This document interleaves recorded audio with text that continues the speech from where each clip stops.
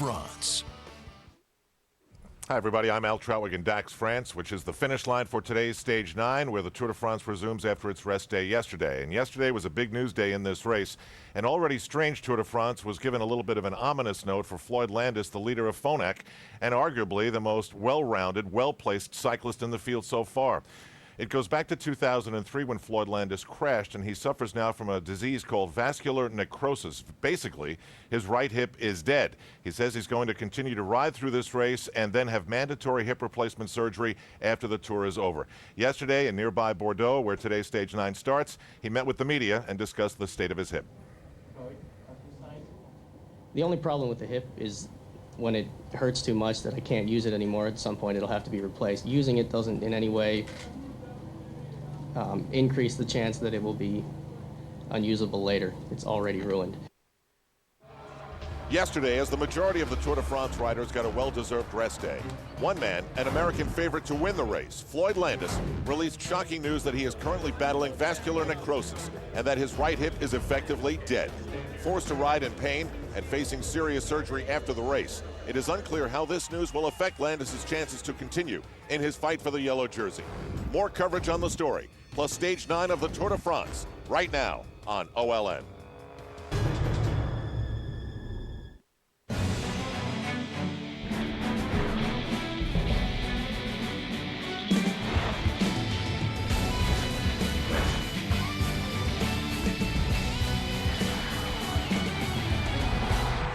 This is the SOP Tour pre-race show. It's been part of the Tour de France since the very beginning. The city of Bordeaux, the capital of wine, known as France's second city. That is where Stage 9 begins today.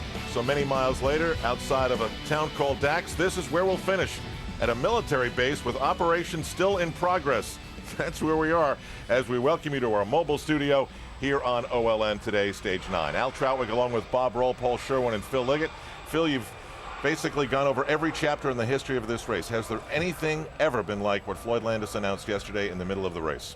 No, his problem at this level of cycling is totally unprecedented. There's always something happens on a rest day.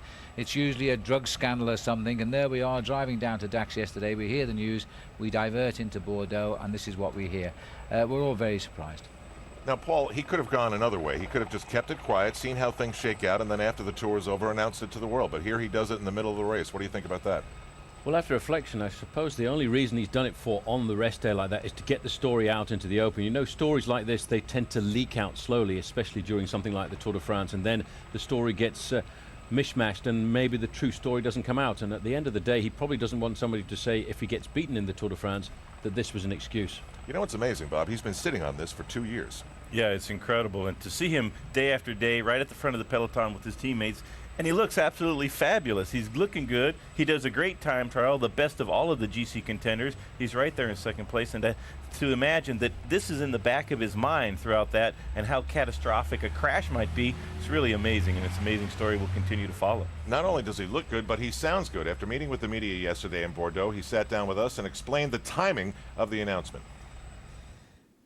First of all, I told the story today, and I plan to tell it today for the purpose of telling it in my own words rather than people finding out in a roundabout way details that aren't accurate and making assumptions. With that in mind, I've been dealing with it for 2 years, and I've known that it existed for 2 years, and every decision I've made that has been based around that has already been made. As far as the Tour de France goes this year, we came here with the objective to win from the beginning, and that was knowing that I have this hip condition. So this has no effect in any way on what our plans are or what our goals are for this tour. The team is just as confident as ever, and I'm as confident as ever. At this point, I haven't scheduled a hip replacement. I would like to have it sooner than later. From what I can learn from the experts we've spoken to, a new one will be at least as good as the one I have now, and the pain will be gone. As far as decisions that people make about me or the chances I'm given with a new hip, I think if you look back, some people have made the mistake of not hiring me in the past, and hopefully they don't make that mistake again. Now, one of the things we were allowed to do is speak to Floyd Landis' doctor, Dr. Brent Kay from Southern California. From him, Floyd gets tremendous advice and tremendous empathy because Dr. Kay suffers from the very same condition in his shoulder as a result of a car crash. He remembered one very dark day. It's hard being a doctor sometimes, especially when you have to give someone bad news. What was Floyd's reaction when you told him what we now know? Oh, that was definitely the darkest day of all. I went over to Floyd's house, and I believe I brought the MRIs that we just obtained that day, and broke the news. And it was, it was pretty tough for both him, his wife, myself that night. And we just kind of sat there for a few minutes and trying to come to a realization of This is what was 2004, ahead. correct? Yeah, November 2004. And, it was pretty rough because, he went on to have surgery right after that. And so he entered 2004 in pretty bad shape overall, physically, emotionally. And, there's been a lot of questions of why is he so much better this year than last year? Mm-hmm. And that's the reason. Why announce it now? Yeah, that was a tough thing for Floyd. It really headed south on him after the Tour of Georgia, really started having more pain, having more problems. He felt like, it wasn't too much longer that he was going to be able to ride with that hip, and he felt obligated to get the word out, not only to, the team, the owner, people that, he respects and works for. So he kind of struggled with when exactly to do it, and once he made the decision, it took some time to kind of put the story together, and then of course the New York Times agreed to run the story. And, the timing has been, in the middle of the Tour de France. There were some thoughts about waiting, but Floyd felt like now was the time, to let everybody know.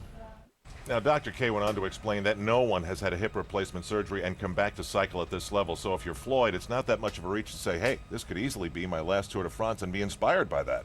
Well, he's a professional athlete. He's not going to put that into his mind at all. Right now, what he's thinking about is getting through the next 2 weeks of racing. Then after that, he can think medical. But as far as I'm concerned, and I'm sure Bob will agree with me, what we're going to be looking at over the next 14 days is every time there's an accident on the roads of the Tour de France, we'll be looking for a yellow and green jersey. We're just hoping that Floyd Landis doesn't get involved in a crash. And his opponents, Phil, can't look at him as being a sympathetic figure.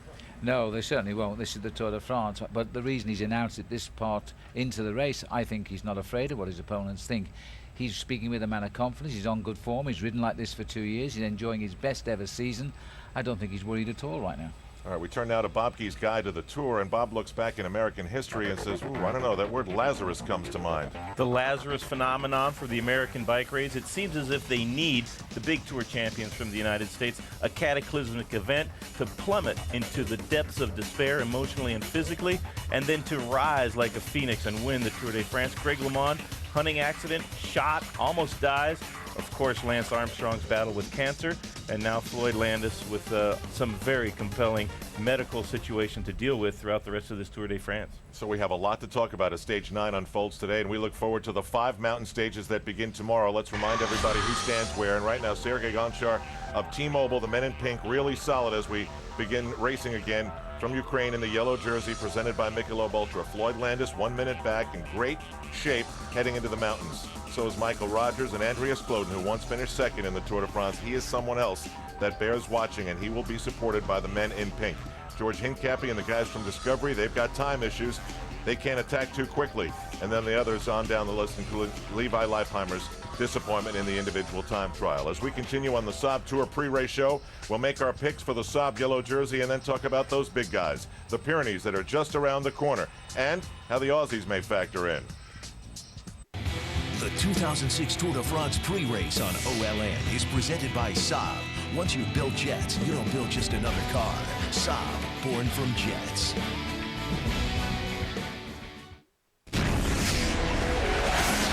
Saab was founded by 16 aircraft engineers. Their spirit lives on. The turbocharged Saab 9.3 sports sedan with an estimated 31 miles per gallon highway. Once you've built jets, you don't build just another car. Saab, born from jets. Take flight in the 9.3 sports sedan for under $27,000.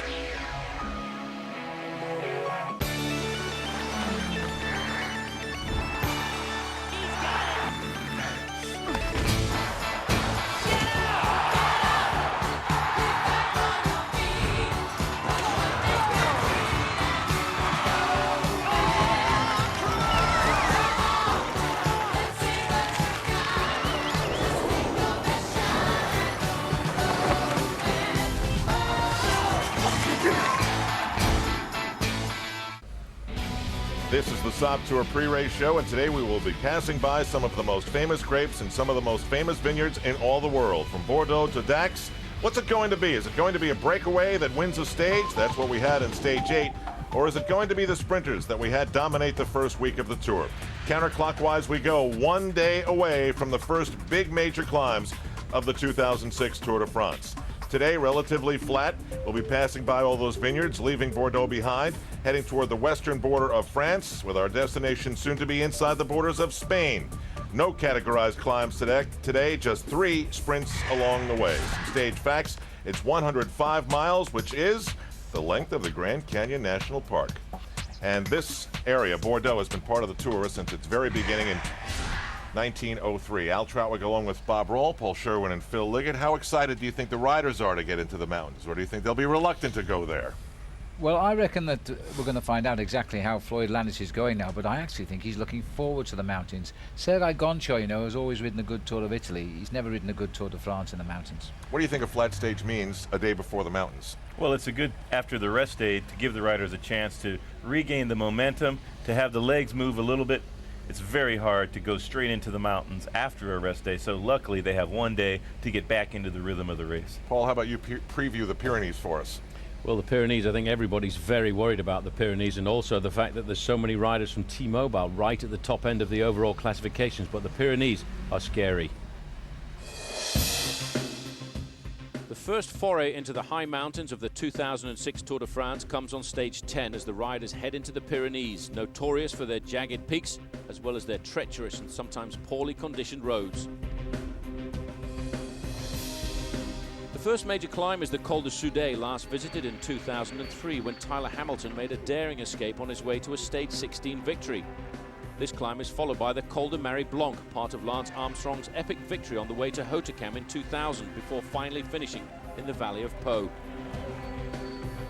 Stage 10 is unlikely to be a major battleground for the overall contenders, instead a probable escape day for one of the speciality climbers in an attempt to secure the polka dot jersey, just as Michael Rasmussen did last year on stage 9.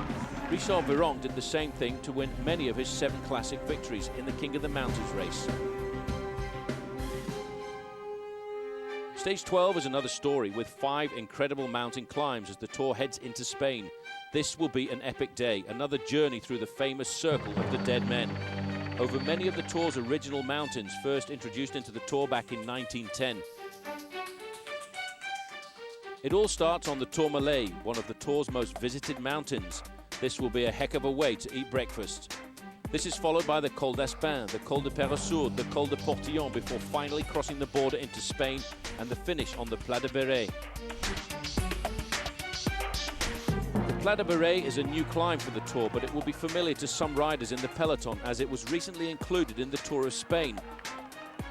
It's a climb of 22 kilometers, but not terribly steep, an average gradient of only 5%. But after nearly 6 hours in the saddle and 4 incredible climbs behind them, it could be a very decisive day, and our first indication as to who will be the real contender to take this race to Paris.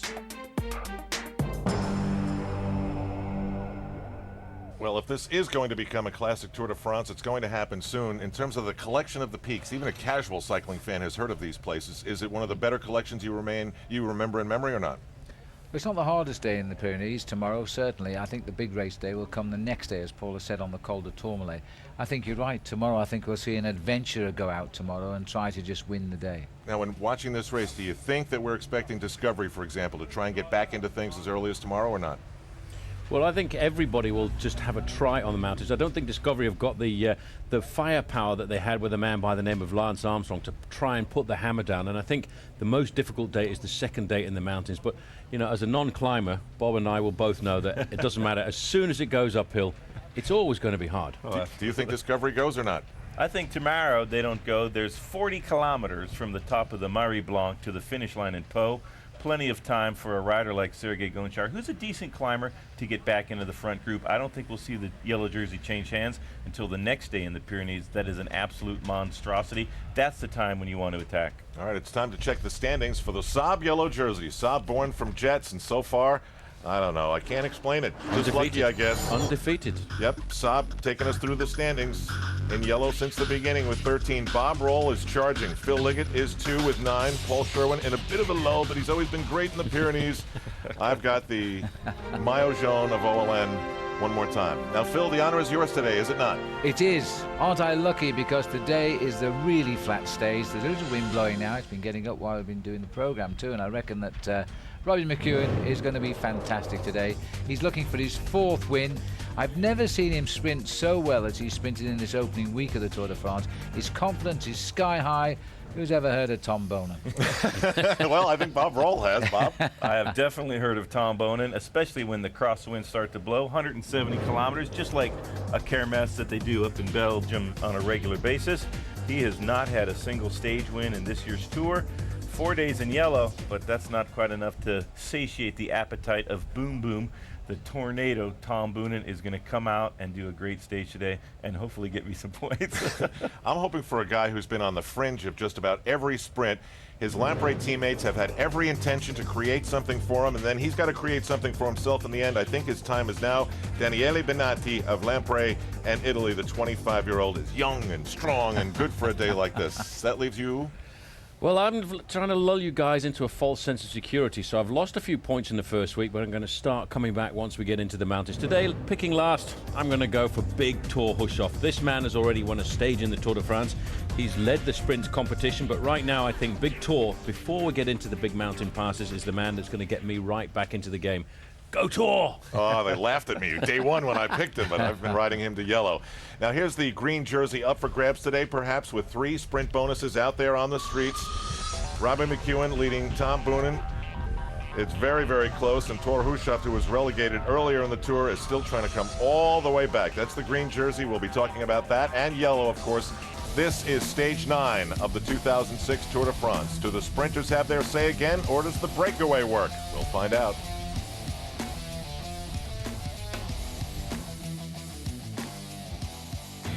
The 2006 Tour de France pre-race on OLN is presented by Saab. Once you've built jets, you don't build just another car. Saab, born from jets. The German word for safe is sicher. The Portuguese word for firewall is muro de fogo. The Chinese word for password is mima. My company's in 17 countries now, and I can say secure in every one of them. Dynamic networking from AT&T identifies security threats before they're problems, so Jane's confidence grows right alongside her company. The new AT&T, your world delivered.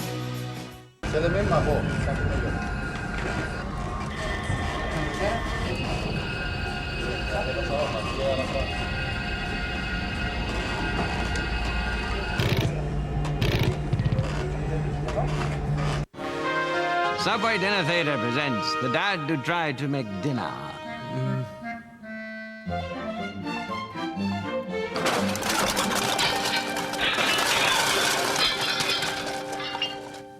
Can't wait for the musical! And for dinner, Subway restaurants! And the delicious new bourbon chicken sandwich. Tender chicken in a zesty sauce, hot and fresh from the oven on freshly baked bread. Subway! Eat fresh!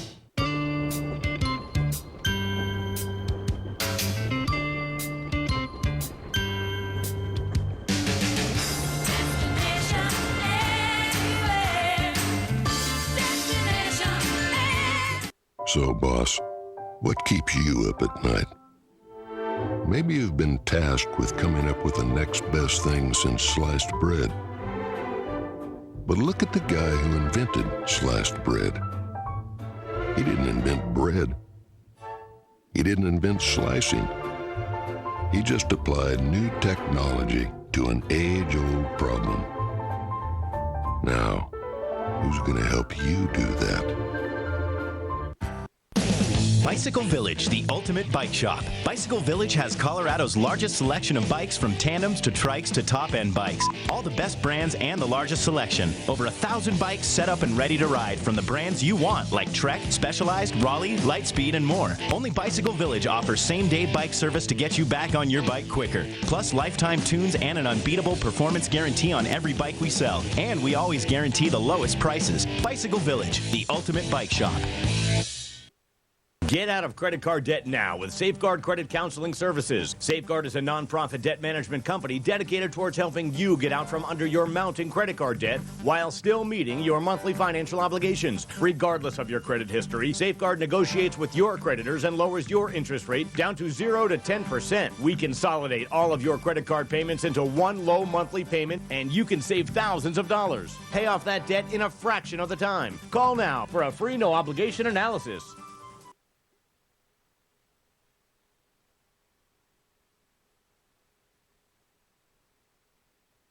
On for the sprinters to reignite the battle for the green jersey.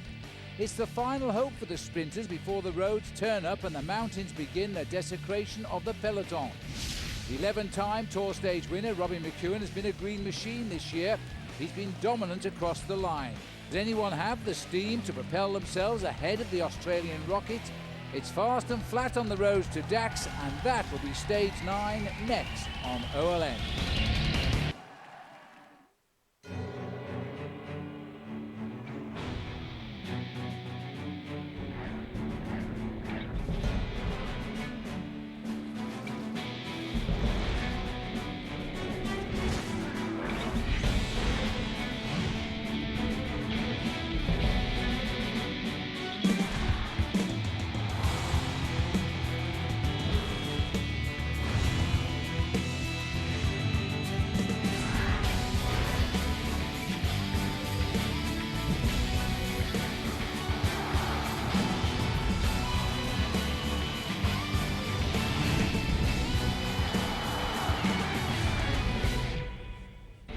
.170 riders set to roll on in today's stage of the Tour de France. This is the famous wine-growing region now as they race from Bordeaux down to Dax.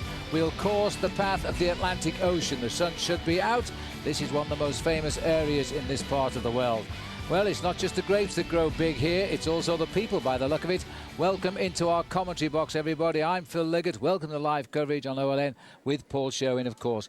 But yesterday was a rest day, but the shock news given by Floyd Landis himself, he's due for a big operation after this race is over, and it could be career-threatening. It certainly could be career-threatening. I cannot imagine how he's lived with this knowledge for the last 2 years and still carried on with his training, still carried on with his racing. He's been successful. I know it's going to be career-threatening, but at the end of the day, he's got to put that out of his mind. He has to think about the next 14 days, just think about racing, trying to win this Tour de France, and seriously, after the individual time trial the other day, I think he can do it. Well, he's up there in second place. He's poised for the mountains, but they start tomorrow. Right now, today, we're on the flat roads. Last chance for the sprinters for a couple of days to get a taste of glory. This is how we stand with the stages so far. Hushoff surprised in Strasbourg. Casper surprised the sprinters on stage 1. Then McEwen, look at that, stages 2, 4, and again on stage 6. McEwen is on fire. Honchar won one stage, got a big lead. Calzati wrapped it up for France on the eve of the rest day.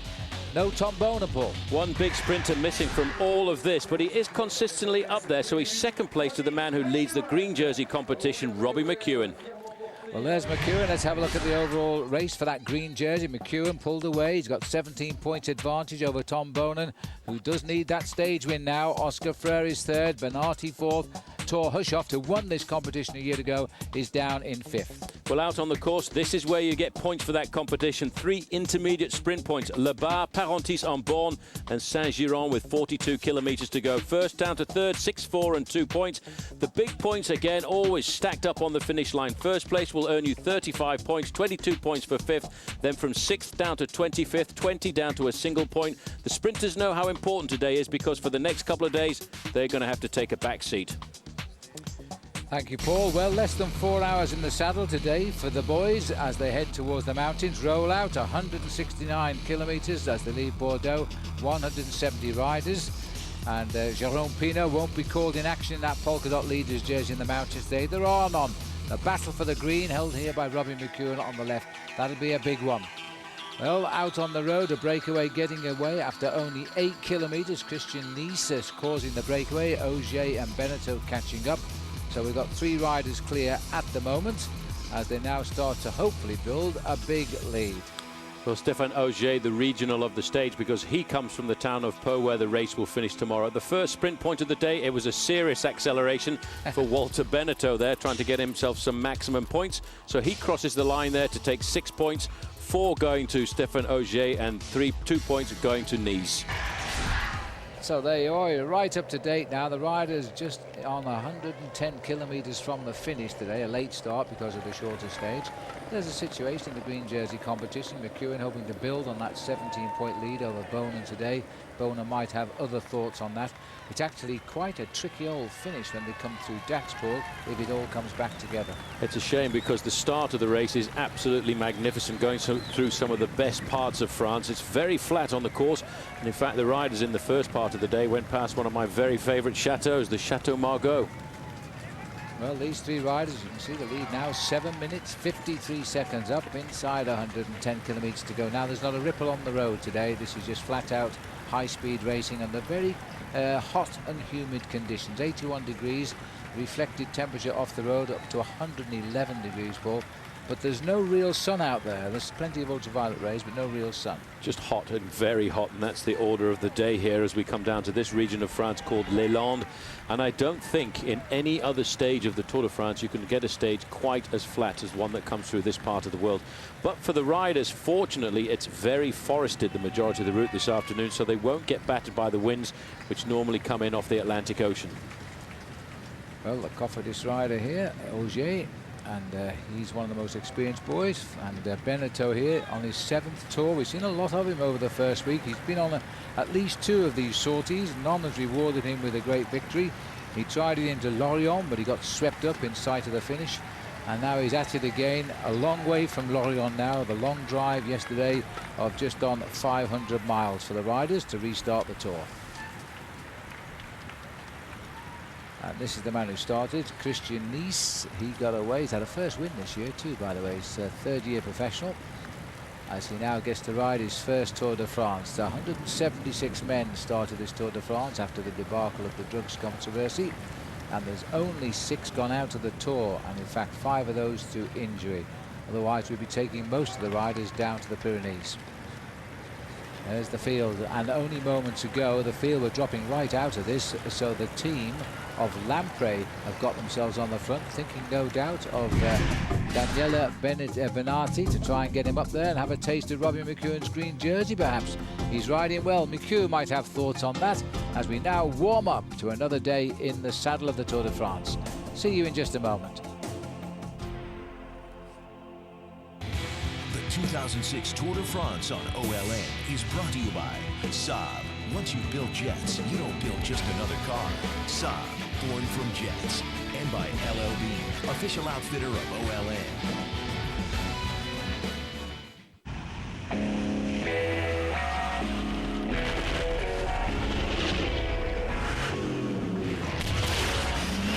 The aerodynamic principles that keep a Saab jet in the air help the Saab 9.5 remain firmly on the ground. Introducing the new 260 horsepower Saab 9.5. Once you've built jets, you don't build just another car.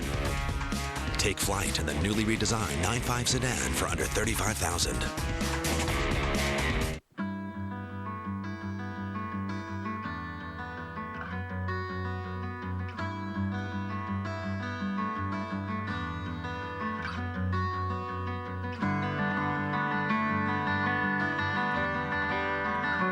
LL Bean gear. If it lives up to our test, you can be sure it will live up to yours. For a free catalog of everything you need for fall, call us or shop now at llbean.com.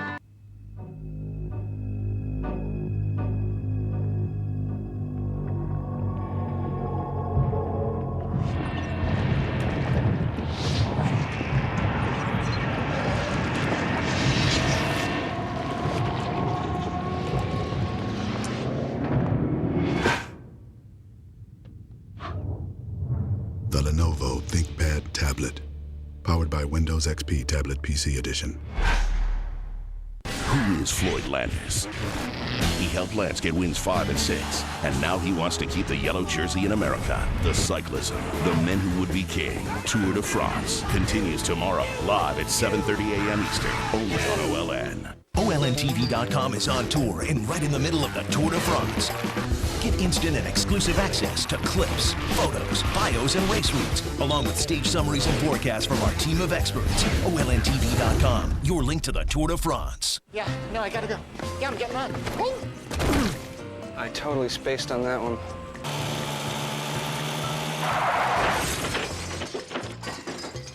That was bad.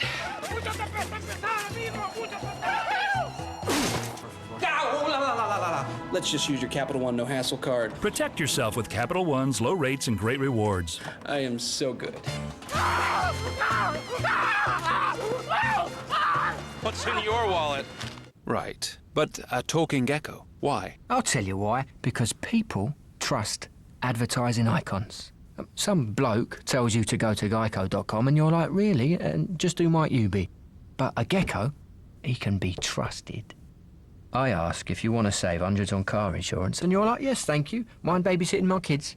And I'm like, of course I'll sit with the kids. You're like a brother to me.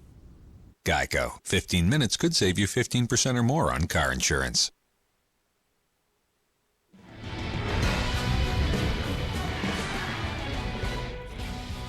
Welcome back. The Tour de France heading down the Atlantic today. We won't see too much of it, but what the riders can't see, we can. And this is the beautiful area just off to the right-hand side of the peloton today as they race towards Dax. And then ahead of them, I'm afraid, lie the Granite Mountains of the Pyrenees. These are the three riders who got away after only 5 miles today. Christian Nies of Germany starting it. As we look at the leaders of the peloton, Michael Rogers here, lying third overall, looking forward perhaps to the mountains tomorrow. The other two riders, Stefan Ogier and Walter Benito, they caught up with Christian Nies. They covered a massive 46 kilometres in the first hour. That's about 29 miles an hour. And so they're riding pretty fast. What wind there is generally helpful to the riders today. Jens Voigt, haven't seen too much of him in this race this year. Been very quiet. But originally, the rumour was that the De Vitema Lotto team of Robin McCune would not race to chase back the breakaways today, because now the team is being distracted by Cadel Evans, the Australian, on that squad, and they want to help him in the mountains tomorrow. So it looks like what they've said is true, because at the front of the peloton now is in fact T-Mobile with Sergei Honcha on it, and also Lampre, who have the sprinter Daniel Bernardi on it. At the moment the gap is almost 8 minutes. Some work to be done, I think. The long thin line of the riders, most of them just happy to course their way down to Dax, because they know tomorrow will be a very different kettle of fish. We have two big hills tomorrow. In their favour, I suppose, Paul, is that the last climb, the Marie Blanc, is a good 25 miles or 40 kilometres from the finish. So it shouldn't be a decisive day in the Tour de France, but it will be an indication as to who is going to climb well, I think. Well, it'll give us an indication. I agree with you. What we'll see, I think, on the big climbs tomorrow are a serious group of 25 or 30 riders going over the summit of those climbs together. Then they will see who is present and who is absent. If one of the big names is missing, then they'll turn in the turbos and race down towards the finish line. But if all the big contenders are there, I doubt if they will try and fight it out on the long run into Pau. It's the next day, I think, when the serious business of going to blow the race apart actually happens on that very hard climb up to the Pla de Beret, which is across the border in Spain. Yes, that's the last country we visit this year, and we've been through Luxembourg, Belgium, the Netherlands, and Germany briefly, and now we're off to Spain tomorrow. The day after tomorrow, rather. Oh, it's beautiful countryside, this, and in fact there's a myriad of small narrow roads that abound off these main highways, so it's a fabulous area to come for a bike ride. You're more or less guaranteed you're going to enjoy hot, sticky weather down this part of the world. All right, well, don't forget, as we watch these live pictures, tune in tonight as OLN has enhanced coverage of the Tour de France Stage 9. We'll have more updates on Floyd Landis, his breaking health news as well. That's the primetime show. It all begins at 8 p.m. Eastern Time, 9 p.m. Pacific Time, and of course daily coverage of the 2006 Tour de France is only here on OLN.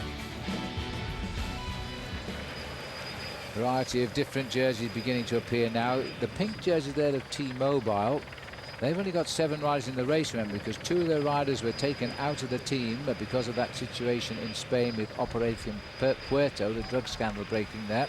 They were sent home and not selected in effect. and so that was Jan Ullrich and Oscar Sevilla. So, and ironically, T-Mobile are having a great tour now. They've had 2 stage wins in the yellow jersey on their squad with Sergei Homchar. Now, I spoke to their team manager yesterday. His name is Olaf Ludwig. I've known him a long time, since he was an amateur cyclist. And he says it's a plan they've always wanted to achieve, but Lance Armstrong's always stopped it happening in the past. But right now, he says we've got the lead, and I'm not sure we've got the men to successfully defend it. So there we go now. There's little Giuseppe Gurini, Jens Voigt, Stuart O'Grady off to the right, working hard, and it looks as though they're getting themselves together. Maybe they will catch these 3 riders, and if they do, of course, it'll be a battle of the sprinters.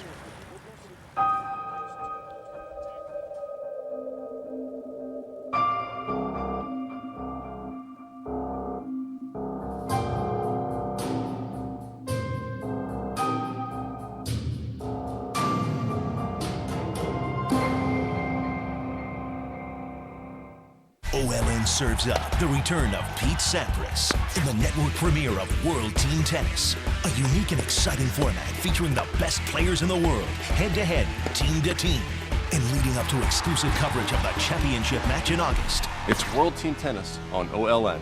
Sunday, Pete Sampras and the Newport Beach Breakers take on the 5-time WTT champs Sacramento Capitals. World Team Tennis presented by Advanta, Sunday at 11:30, only on OLN.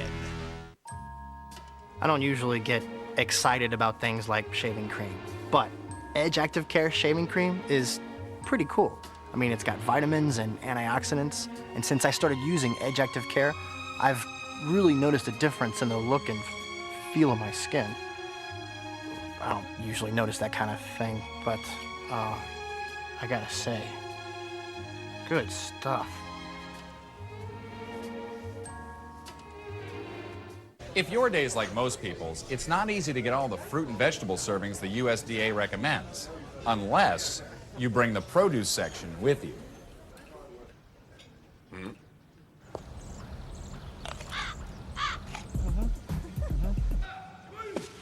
Bring it. Come.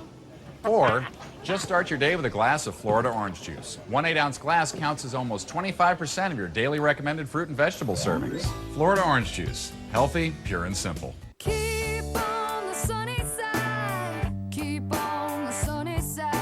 At Days Inns, they know you want to get away. Get away with a great rate and get rewarded for it. Get away without fixing breakfast or paying for it. At Days Inns, it's easy to get away. You always get more on the sunny side. Why don't you keep on the sunny side of life? Drive to rewards at Days Inns and you can win a hot Chevy Uplander. For details, visit daysinn.com. What can be better than watching all the incredible goals, great stars, and excitement of an MLS match? Watching well over 100 MLS matches this season. The only way to do that is by signing up now for MLS Direct Kick. For only $69, you can catch all the live action and drama the entire MLS season has to offer. Show your passion for the sport you love.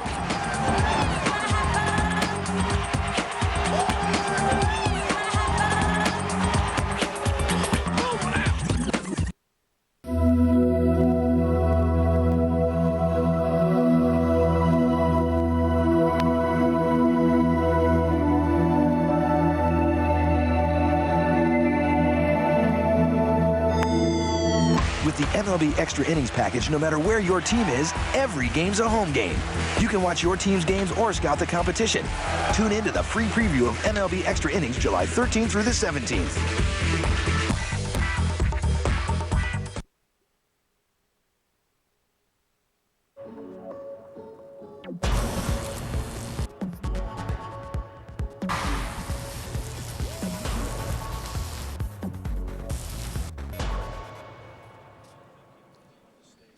Yeah, Sylvain Calzati having helped the French enjoy the opening week of the Tour. Second stage win for the French. We often talk about when will the French win a stage. They've got 2. This is the sensational coastline, the Atlantic rollers coming in there onto the beaches as we race between Bordeaux and Dax. Very hot and humid conditions today. Just inside 100 kilometers or 62 miles from the finish. The peloton, though, have suddenly decided it's time to have game on here, because instead of cruising along, you can see by the diagonal line at the front, they are getting themselves in order. Now, if that happens, It will certainly be a battle of the sprinters across a very dangerous finishing approach in Dax. And one man who should be involved is Tom Bonan. Well, Craig Hummer had a word with him at the start. Tom, you and the team did a lot of work in that first 9 days. How ready were you for yesterday's rest day? Pretty ready. No, we needed it. We needed it for sure. My first 2 tours, I was already a little bit on the limit. This year was better, but of course the team, we needed a rest day, and now everybody's motivated again and has the legs to start working again. And today is one of the last chances for a field sprint, so we'll try to do it. 17 points separate you and Robbie, and I think a couple days ago you said you were almost ready to concede the green jersey. Now that you've had a few days to think about that, is that still the case? I'm not sure yet. I think I have a few stages where I can get some points, maybe get lots of points where Robbie can't. But it all depends on the shape and the moment on the day. So I hope from this moment on my luck will change, and I'll try to get some points everywhere I could. Speaking of the day, today, of course, as you've already mentioned, the last chance for perhaps you to get really that one stage win you've been looking for. Is the strategy going to be any different today, or are you just going to keep doing what you've been doing and hope that your luck changes a bit? We just keep doing what we've been doing. We've been doing it a long time, and it's all been successful, so it will be today. All right, good luck today. Well done. What a lovely man he is, Tom Bonan. Let's see how he'll do. But right now, he's not going to be involved with these green jersey points. 6 for the first man over the line. There's sprint point here because he's in that bunch, 7:26 behind and counting here. No real sprint. It's Walter Benetto, Christian Nies, Auger as they go over that line. So they're thinking more long-term at the moment than sprinting up points. Well, Benetto is just happy to keep winning, Paul. Nobody else is very interested there. Well, he moved to the front and accelerated away to get that, but it wasn't really a sprint. The sprint point here out on the course is not all that important for any of these 3 riders in the breakaway. And of course it takes pressure off the front end of the peloton, because now Robbie McEwen and Tom Bonan won't have to sprint for this point, because all the time bonuses, all the points have been taken away. But in a breakaway, you don't really want to fight out for these points that savagely, because you know that you need the other 2 guys with you for a long time, because you need 3 men working together evenly if there's any hope at all of this race surviving.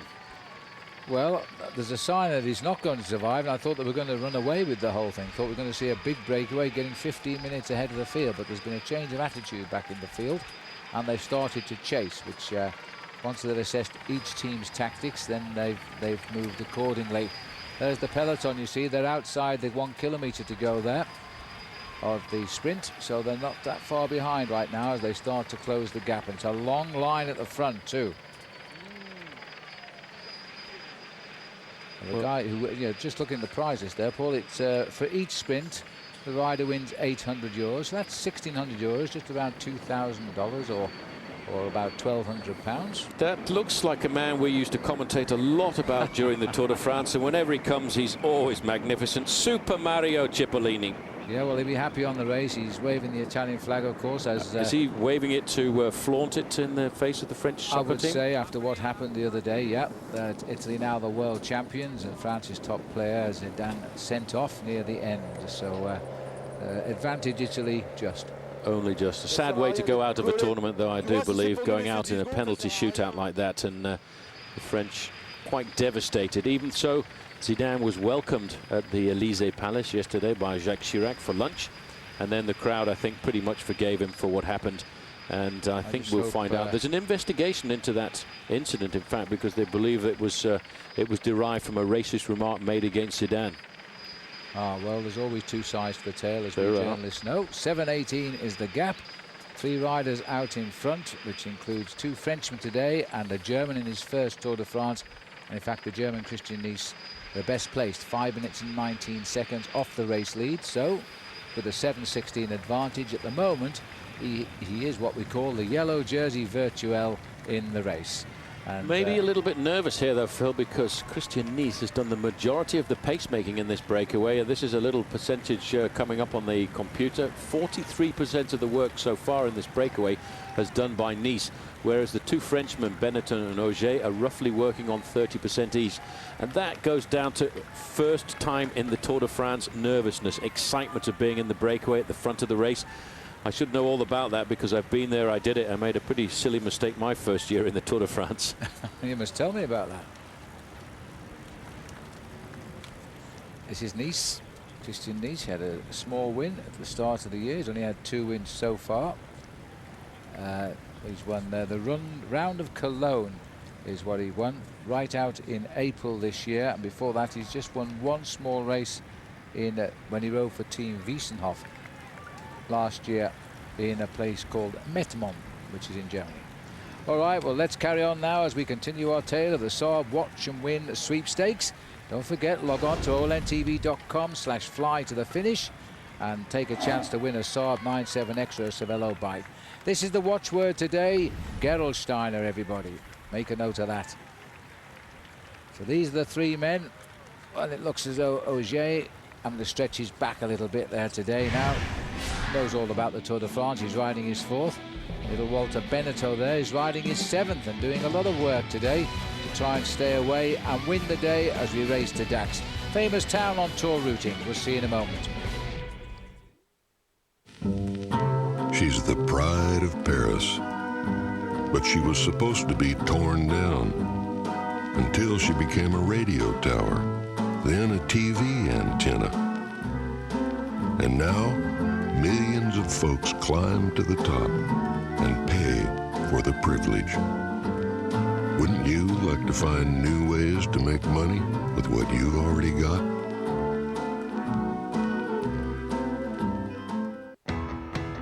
Here's to men, to guys who want to take longer drives with fewer pit stops, to guys who want to spend less time in the men's room and more time fishing.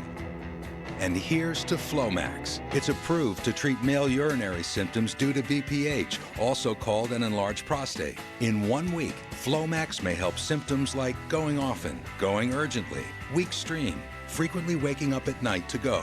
For you, Flomax could make a difference in 1 week. Ask your doctor if symptoms are from BPH, not prostate cancer. Common side effects of Flomax are runny nose, dizziness, and decrease in semen. Upon standing, a sudden decrease in blood pressure may occur, rarely resulting in fainting. So when starting Flomax, avoid situations where injury could result. For more information, call 877-4-FLOMAX. Ask your doctor about Flomax. Flomax could make a difference in 1 week. Every night, OLN brings you the Tour Enhanced. See today's stage with commentary by Alan Bob, extra features and analysis, and more. The Tour de France Enhanced Prime, tonight at 8 p.m. Brought to you by Capital One. OLN Survivor Wednesdays returns with an earth-shaking season. Brace yourself for Survivor Vanuatu Islands of Fire. The gender war is about to explode. Survivor Wednesdays Vanuatu begins July 26th at 7 p.m. on OLN. Still have an adjustable mortgage? Refinance now to a low fixed rate from Ditech.com. We'll also guarantee you the lowest rate and fee. At Ditech, refinancing is quick and easy, even if your credit is less than perfect. Log on or call 1-800-71-FIXED.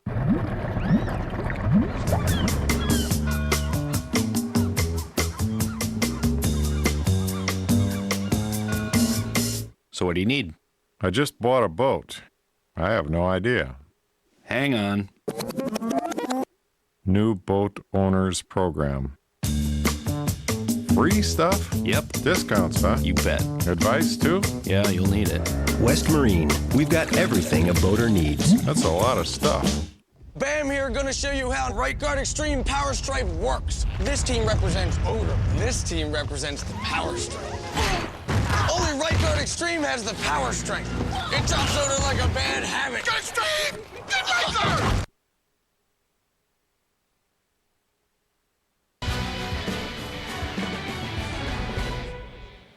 Well, as the race gets longer, the sun is peeping through, the temperature is beginning to reach 90 degrees, and there is Floyd Landis after his amazing announcement yesterday before a packed press conference saying that he's going to have a hip replacement operation probably this year at a time to be decided. Any more Tours de France for him must be considered to be in jeopardy right now. We certainly wish him well. You'd never know there was anything wrong with him. There's the smile to prove it. This is a man who is having his finest season, despite the fact that off the bike he is in quite considerable pain. Ironically, on the bike he's fine. All right, well, as we look at these riders, let's remind ourselves of other technology. We can join Frankie Andreu now for a look at Team Phonak bikes, the Nissan Next Generation technology. The Swiss are known for their engineering and precision, so it should come as no surprise why Team Phonak chose a Swiss manufacturer to make their bikes, BMC. We caught up with Robbie Hunter, who told us why it's so important to have a great bike. Bikes are obviously a big part of our trade. I mean, without the bike, we're going nowhere. Technology behind the bikes, the wheels, the equipment on the bikes makes a huge difference to, you know, whether you can go fast or go slow. You add 2 kilos to a bike, it's wasting energy, and over a time period of 6 hours racing over 6 passes, carrying that, you know, extra 2 kilos, you're gonna feel it at the end of the day. Our bikes are BMC. It's a Swiss brand of bike, really good, really light. We've got really light bikes this year, probably I think running on 6.9 kilos. So it's on the limit of the UCI regulations. We're in the top drawer as far as equipment goes.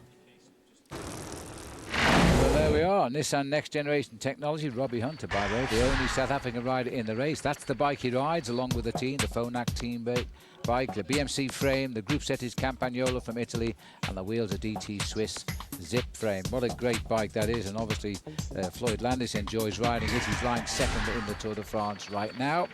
We're looking along the woods here, the wooded line of the Atlantic Ocean, as we now stay on virtually this same road today, heading all the way down to Dax from Bordeaux. And the speed over the ground, when you look, Paul, at that, the way the peloton is driving now, the boys in the middle are just trying to keep out of trouble. The boys at the front want this break back. Now, we were almost 8 minutes. We're down to 6:48. Sensible reduction in the advantage. Walter Benetto on the front here. You can actually see, despite the fact that the riders have had a rest day, you can still see the signs of anguish on the face there of Walter Benetto. This man, Christian Nice, riding his Tour de France for the first time, will be excited to be in a breakaway. And Stéphane Ogier's been in a breakaway in the Tour before, but they'll now start to calculate and try and figure out just exactly how the race is developing behind. Walter Benetto and Stéphane Ogier have been in this situation before, but for Christian Nice, this is a first-time operation for him in the Tour. Well, do you know why? Do you know who I would like to be in the race today, Paul? No. Jérôme Pinot, the leader of the King of the Mountains, and there's not a single hill on the course. That's the real way to get on the winner's podium every night. That's the great thing for the man who leads the King of the Mountains. The men going for the sprint competition have got to fight today. They've got to work out on every single day. Jérôme Pinot, it's a day off for him this afternoon, because I don't think in any region of France you can actually get a flatter course than today's. But it is a lovely area. As I said earlier, if you ride on the roads away from this highway, which is closed today for the passage of the Tour, they're beautiful lanes. They go through wooded areas, through sand dunes. You virtually don't see a single car all day. It's a lovely place to ride a bicycle. Unless you're riding in the Tour de France and you're riding in the middle of that pack and wondering whether or not you're going to be involved in a crash or an incident. The Spanish climbers are starting to get themselves psyched up. Watch out for the orange jerseys, because although at the moment they're riding halfway down the main field, tomorrow, Phil, we're going into their playground, the Pyrenees. Yes, and I've got a feeling we're going to see a lot of action from the Spanish riders tomorrow as well. Strangely enough, they were quite active in the first few days of the Tour, trying to break away on the flat, something we never see. But now I think we want to see them in action as we go very close to Spain. I suppose at the moment we're really only about 40 kilometers, 25 miles away from the Spanish frontier. San Sebastian itself is 60 miles away. And so these boys are racing on home ground now. Looks like we've got Calzati down there, the winner the other day. He's wearing the red number for the most aggressive rider of the day before yesterday, the last stage of the race, stage number 8 that took us to Lorient. Brilliant ride. He held them all off, and that was, for me, the ride of the Tour so far. Oh, brilliant ride. It's always good. I enjoy seeing the breakaway, the man who takes the risk, going out on the attack, succeeding. You know, that breakaway, the early morning breakaway, we often call it, doesn't succeed. It maybe succeeds 1 time out of 10. But for this man, and let's not forget, he has got a fairly good reputation. He was a winner previously of the Tour de l'Avenir. He's got himself his first big victory of his career. And of course, winning a stage of the Tour for some people is a dream. Absolutely, a dream come true. Big result too, because he's French, of course. Didn't help the French in the World Cup, which was a few hours afterwards. Well, he supported the other team because he's actually a Frenchman of Italian origin. Well, that's an interesting point, Paul. When he turned professional, he was also offered a professional football contract. He is very, very good at playing football, and he chose to be a pro cyclist rather than a pro footballer. Well, he could have been in the final of the World Cup if he'd chosen the other one on the same day he won a stage in the Tour de France. Who knows? He certainly could have been. Now the teams of the sprinters getting themselves organised. Wilfred Kretschen's up there for Tom Bonen. Well, just looking down on the peloton as the riders flash on. Oh, nasty bump in the road there. Just got a bit of a clip as the riders continue on good roads today. The rider just taking a bit of a wobble there was in fact Giovanni Lombardi. Mario Cipollini, the man that holds the record number of stage wins in the Giro d'Italia, is on the race today, and Floyd Landis can still smile. We'll be back. If you missed any of OLN's new hit series, consider this your lucky break. It's the IPT King of the Hill 8-Ball Shootout Marathon, with all 6 episodes rack to rack. Watch as the world's greatest shooters battle it out for the richest purse in the history of the sport. But if they want to survive to the final round, they'd better bring their 8 game. The IPT King of the Hill 8-Ball Shootout Marathon, Tuesday, July 25th at 6 Eastern, only on OLN.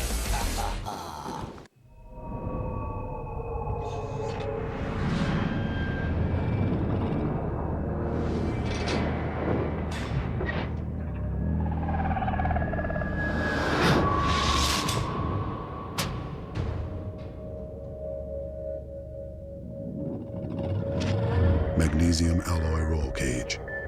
The Lenovo ThinkPad T60 with Intel Centrino Duo mobile technology.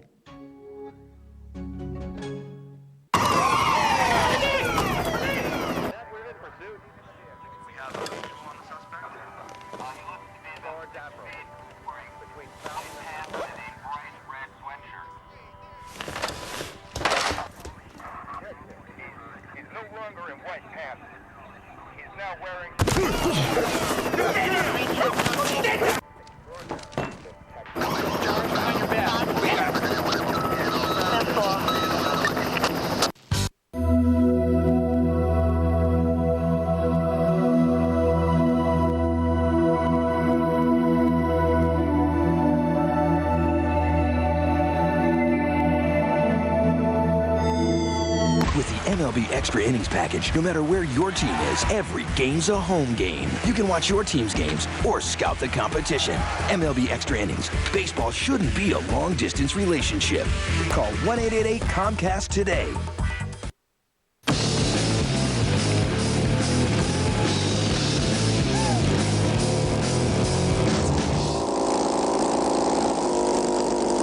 Maybe it's time to upgrade. Upgrade to Comcast digital cable with HBO and Stars for $49.99 a month for 3 months. More channels, more movies, more music. Just call 1-800-COMCAST today. Comcast digital cable. It's Comcastic. Welcome back. We're in the heart of the wine-growing region of France, Bordeaux, the Premier Cru. And it won't be long before we start picking those grapes in this beautiful area of France with its chateaux. The Tour de France out in the country, south of Bordeaux, heading into Dax. Dax awaits them, one of the other famous towns. And this is where we've seen many famous finishes as well. Victor Hugo Peña, once a teammate of Lance Armstrong, now the water carrier on Phonak by the look of it here today. Remember, he got the yellow jersey on his birthday, I think it was, a few years ago in the Tour de France. He's gone back, filled up with water, one extra just in case, and now the job is to catch up with the peloton and distribute to all of his teammates. There we go. 6 minutes 20 seconds the gap. Jean Lelong is the manager there of Phonak. Well, Victor Hugo Peña there, I think, was going for a record of how many bottles can you get down your shirt. Talk about set 10 green bottles hanging on the wall. There'll be none left for anybody else. Well, they're all for everybody else except himself anyway, so that's many people see the riders throwing these bottles off occasionally. Well, I can assure you that they're snapped up by the spectators. I think there's around 8,000 of these bottles sent to the Tour de France at the start. The riders would go through how many each per day, Paul? 4 or 5? 5 to 10 each day, especially when it's hot, because they don't drink all of them. the heart rates. The man in the breakaway at the moment, Stéphane Ogier, has got a maximum attainable heart rate of 189, and he's currently performing at around about 150. So that is like a fairly hard training ride. Going good. He's got keeping plenty in reserve here, so he's okay. This is the riders now from Lamprey. They are going to move up now because Daniela Bonatti, their young sprinter, has been tickling the front of the bunch in the sprint finishes, but he hasn't got the combination quite right yet. There's Gatislav Yakimov cruising past our picture as they all continue on the way. But I think that today, maybe Lamprey feel they can deliver their man. People are getting preoccupied by the mountains. Well, Daniela Bonatti has been very consistent. He's a young man, a young sprinter on the way up. We've seen him riding well in races like the Tour of Switzerland, but he's always been, Phil, there and thereabouts when it comes to the sprint. He was 4th on the first stage in the Tour, then the next day he was a little bit further back in 5th. Then again he was up to 3rd. He's been so consistent. He in fact got himself a 2nd place as well on one of the stages. I think that was the stage into Vitre, just behind Robbie McEwen. So when you're a sprinter like that, knocking on the door all the time, you know that one day or another your chance is going to come up. And that's the way you keep riding races. You live in hope, especially in a Tour de France. Let's see what happens today, I wonder. Just talking of sprinters here, just looking at the back of the peloton. That's Nicolas Portal, number 98. Number 96 is their sprinter. And so we'll see more from him later on. Well, we've heard from Tom Bonan. I wonder what Robbie McEwen's got to say about the battle for the green jersey. The day before the rest day, your team sat back, allowed a break to go away. You didn't take the initiative to bring it back. Does your team have a different objective for today, being one of the last flat stages before the mountains? No, just like the other day, we had someone in the first break of the day which got caught. Then we had someone in the main break of the day. He ended up getting caught just not far from the finish, but I was happy for that to happen, for a break to be in front, especially with a teammate. That's why we didn't chase. Now it sort of gets tactical with the green jersey as well, and you know, I want to go into the mountains in the jersey. I want to, if I can, extend my lead, but it's sometimes a good thing to take a sure thing before something that's not sure, and that, by that I mean let a break go, take the big points down the road, just sprint for the minor placings, and you know, if I beat everybody, I'll only increase my lead by maybe a couple of points, but if something goes wrong and I lose the sprint, I'll only lose out a couple of points. So that's where the green jersey starts to influence what happens on the stages. So from hearing you speak, your objective now, going all the way to Paris, is to keep that green jersey, and maybe is that a priority over maybe taking another stage win? I think it's starting to look that way, although I still realise there's some really tough stages where it's likely that I'll be dropped, and maybe a couple of the others will get over the mountains. You know, a guy like Ferreira or Bonatti, who climbs very well. If those guys can really push themselves and have a good day in some of the hilly stages, they've got a chance to take big points. And so I realise in one day it could all be over and I'll have a big deficit that I won't be able to make up anymore. But we'll see what happens. I'll take it day to day. All right, thanks.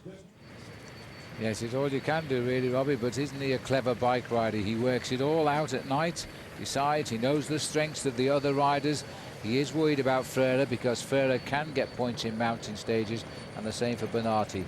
They're not so hush-off, and I doubt Bonan. So McEwen sitting pretty at the moment, according to plan A.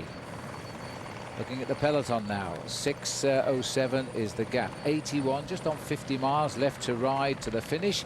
So the peloton makes their way towards the finish in Dax today, and it might yet be a big bunch sprint. It is a hazardous crossing of the town. And don't forget, this September there will be major changes here at OLN, because we will be changing our name to Versus, and we'll bring you exclusive events you won't see anywhere else on American television.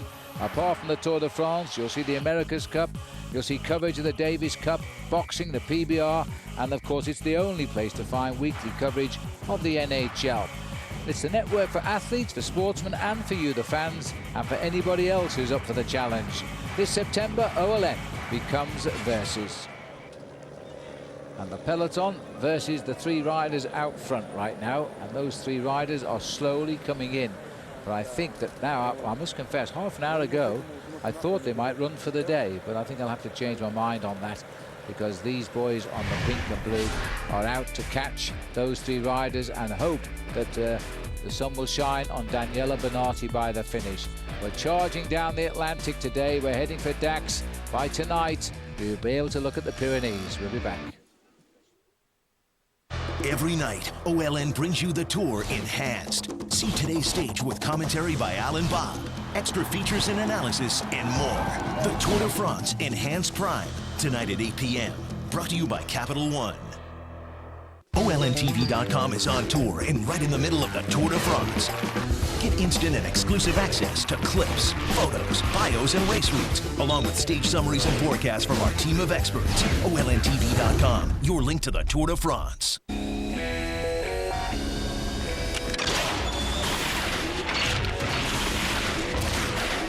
Saab was founded by 16 aircraft engineers.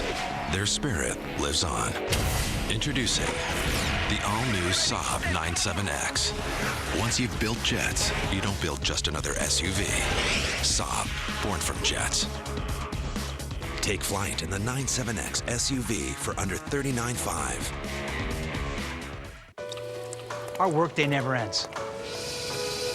I'm not saying our people don't go home or have lives, but ending our workday here doesn't stop our best thinking from moving forward someplace else. Dynamic networking from AT&T enables collaboration around the world and the clock, so Allen's company is always ahead of market demands, schedules, and the competition. The new AT&T, your world delivered. If your day's like most people's, it's not easy to get all the fruit and vegetable servings the USDA recommends, unless you bring the produce section with you.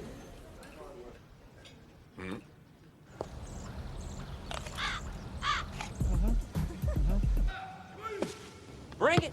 Come. Or just start your day with a glass of Florida orange juice. 1 8-ounce glass counts as almost 25% of your daily recommended fruit and vegetable servings. Florida orange juice. Healthy, pure, and simple. We are the men and women of the United States Army Reserve. We're people just like you, with civilian careers, families, and a desire to serve. We stand ready. Find out how the Army Reserve can help you answer the call with enlistment bonuses and money to continue your education while you train near home. You'll also get a savings plan and valuable experience that will benefit you far into the future. Call 1-800-235-3219 for a free DVD and sports watch. Stand ready in the Army Reserve.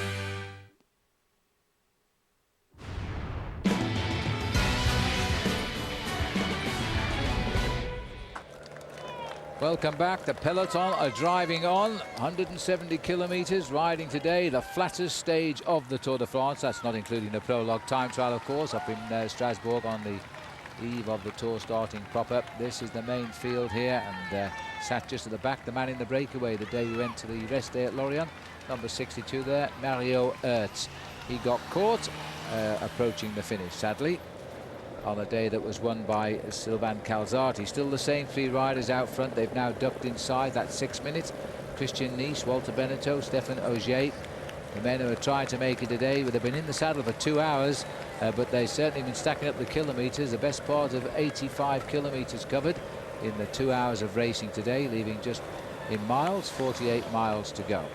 All right, well, as they keep out tapping the rhythm here, it's time for us now to remember that the peloton is facing the mountains. Pyrenees tomorrow.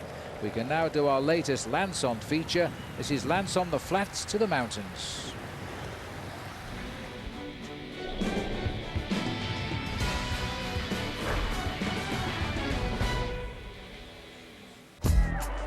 Speaking from a cadence perspective, that's one, I mean, perhaps one of our advantages. I never really changed the cadence. You know, it was always whenever the race was the most intense. Uphill, my cadence would have been the same that it is on the flats. Same for the time trials. But yeah, there's a lot of nerves and fear around the first day in the mountains. I mean, most guys hate every day in the mountains, but the favorites always worry that they won't transition from the flats to the mountains. And then the worst scenario is the flats, a rest day with a transfer, and then the mountains. That's guaranteed to make everybody lose sleep. I mean, the first day in the mountains was more about impatience for me. I mean, I was so sick and tired of riding on the flats and fighting for position and worrying about crashes that, Jesus, it's time to blow the race apart. And it worked out well. You know, a couple of those years, we had big first days, and that was it. The race was done. And so that works well, too. Then you can ride defensive and just be protective and use your team. So. But if I had to sum it all up with one word, I would just say impatience. I was like, okay, enough already of this. Let's start racing. Yes, today's Lance On brought to you by American Century Investments. So let's have a look how those mounting contenders stand on this day here. This is after stage 8. Floyd Landis is placed second, 1 minute off. Cloden, who has finished second in Paris, he's 6th. Cadel Evans, 8th last year, sits 8th at the moment. Dennis Menchov won the Tour of Spain, he sits in 10th. Sabadelli, Tour of Italy winner, 13th. Hincapie won in the Pyrenees last year, 17th. Look at the time gaps on the right too. Jaroslav Popovic, I wonder what he will do. Paulo Levi Leipheimer has got to produce something special now. He lost a lot of time in the time trial. Meanwhile, back out in the front here now, the grimace is on the face of Walter Benito of France here. A bit of puffing and blowing now. Hot, humid and sticky as we race towards Dax and the shadow of the Pyrenees today. 75 kilometers to go. The heart rate of Stéphane Ogier is very, very good. It's 28 beats below its maximum, so he's just having a gentle ride just now, and we're pedaling at 25 miles an hour. This breakaway started by Christian Nice after 8 kilometers. The other two caught up. It's coming back slowly but surely. 5:42 now. Is it a bit of a smile or is it a grimace? No, he's feeling the pressure, I think, Paul. 5:42. They're slowly coming down now as they make our way. There's hardly a change of direction, never mind a hill in view today. Nope, it's a very flat course, very similar terrain for the whole of the afternoon. It's basically, as you say, just a southerly direction until they get down towards the end and towards the town of Léon, which is at about 40 kilometers to go. Then they turn inland a fraction, and that's when they start to head in towards Saint-Paul-les-Dax, and then, of course, into the finish line at Dax, right alongside the aerodrome here. Well, these are the teammates of Bernati as they keep the pace up. The teammates, Tom Boland's put one teammate up here to keep the pressure on. Crédit Agricole, the Français Jeux, all got sprinters. Hushoff's on the Crédit Agricole green jersey team. Bernard Eisel is on the team of the white jersey Français des Jeux riders. So they put, everybody's put one up. We've got one Lotto rider coming in as well. This is showing all the signs of coming together for a bunch sprint to me, Paul. Absolutely. Everybody's got riders at the front. There's Robbie McEwen, not too far away from Johan van Sommeren. McEwen has asked one or two of his teammates to come forward, and they're in a bit of a quandary now, De Vitamin Lotte, because of course they're getting to the turning point of their tour. Robbie McEwen safely installed at the top of the points classification, but for them they're going into phase 2, and phase 2 is to look after their man Cadel Evans. Just looking down now, peloton packing in, but still that long thin line of domestics setting the pace out at the front. Everybody helping out as best they can. Crédit Agricole clearly a little confident in Thor Hushoff today. They brought the whole team up here. Well, don't forget that tomorrow the Tour de France will begin its coverage in the mountains. The riders will face the first mountain day in the Pyrenees as we head over to Pau. You can watch it with us as Stage 10 begins live at 7:30 a.m. Eastern Time. A bit early over on the West Coast, I'm afraid, at 4:30. Follow the journey of the men who would be king through July 23rd. The mountains are now upon us in the Tour de France. So don't forget, be with us, enjoy it and see what happens. Looking out there across the beauty of the Pyrenees, which are just over to our commentary position here today. These two riders, though, they're still on the flattest road of the Tour as they continue with an advantage of 5 minutes and 40 seconds. This is Walter Benito, Christian Nice, first time Tour de France for him. The other two riders have ridden 11 tours between them, so Christian may have a complex today. 5:41 the gap. There's the flags, the Danish flag flying there, and just gentle breeze really, not too much at all. There's a chance to look at the bikes in action here. These are the boys of the sprinters now warming it all up. So as the race goes on, we'll take a break. Rejoin us on the road to Dax. Blue skies are the norm in the mountains when summer comes, and I'm on the trails every chance I get. Maybe more important than the weather is the gear I use to maximize my experience. I choose LL Bean gear. These can be long days. Over 90 years of boot making experience goes into LL Bean's Cresta hiking boots. Boots so comfortable, I know I'll wear out long before my feet do. Mountain weather can change without warning, and when it does, I'm ready with my Mountain Storm system. I can put on the rugged jacket for protection against the wind and rain, just a soft shell if the weather's cool, or both for a warm, dry jacket in the worst weather. For a full day of hiking, I load up my award-winning Bigelow pack, and I know I can cover a lot of terrain in total comfort and with everything I need within easy reach. Products designed for durability and performance, sold directly to the consumer at a great price. Check out llbean.com or call 800-441-4913 to get a free catalog or ask an expert about any of LL Bean's gear. LL Bean is the official outfitter of OLN's Tour de France broadcast team. If you're tired of waiting for your long-term structured settlement payments to come in, J.G. Wentworth supplies cash now and removes the anxiety of being short on cash. Why continue to be frustrated by all those unexpected bills? It's your money. Use it when you need it. J.G. Wentworth has helped tens of thousands of people see a brighter future with cash now. Call J.G. Wentworth. Our representatives are standing by. Call 1-866-417-4588. Great, the power's out, but you've got a flashlight, right? With dead batteries. Introducing the everlasting Faraday flashlight, voted USA Today's Product of the Year. It works every time without batteries, guaranteed. The secret is our exclusive charging technology. Just shake Faraday flashlight for a few seconds and you get bright light without batteries every time. Faraday flashlight is great for home repairs. Just shake and shine. Everlasting Faraday flashlight is perfect in the car. Use Faraday flashlight in your boat, RV, even while camping. The powerful beam can be seen over a mile away. The Faraday flashlight is waterproof, shock resistant, and so tough we guarantee it for life. Get the amazing Faraday flashlight for the incredible price of just $19.95. But wait, call now and get the pocket-size Everlasting Faraday flashlight, a $15 value, absolutely free. Get Everlasting Faraday flashlight. Call now. Call 1-800-345-9400 to order the Faraday flashlight for just $19.95 plus shipping and handling. Call now.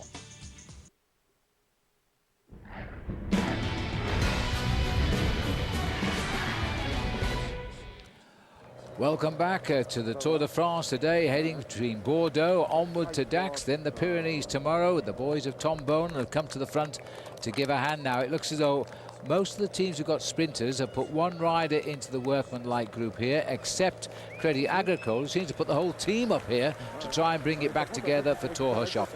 Big Magnus Backstedt to the left of our picture here. He's bringing up his sprinters now. Luca Paolini, rather, is their big sprinter today. 5:37 the gap. There's a bit of work to be done yet. This is Christophe Moreau also coming up to camera. He's a man for the mountains possibly tomorrow. Climbs pretty well. Quite a change of formation up here at the front just at the moment as they start to work their way toward Dax. So no change in the overall situation. 5:38 is the gap. Well, this gives us a chance now to take time out for the 10-2 Nike moment.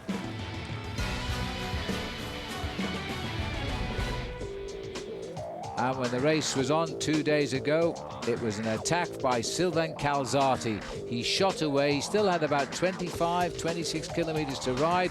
But by the time he got down to the last two, his lead was so much, no one was going to catch him. First ever win on the road. He's won the Tour de l'Avenir in the past. And that is our Nike 10-2 moment. Go to yellow.com. Sylvain Calzati could have been a professional footballer, chose to be a pro cyclist. Now he gets his reward as a stage winner of the Tour de France. His big victory came in 2004 when he won the Tour de l'Avenir, which is the Tour of the Future, and that is the race we see as the Amateur Tour de France.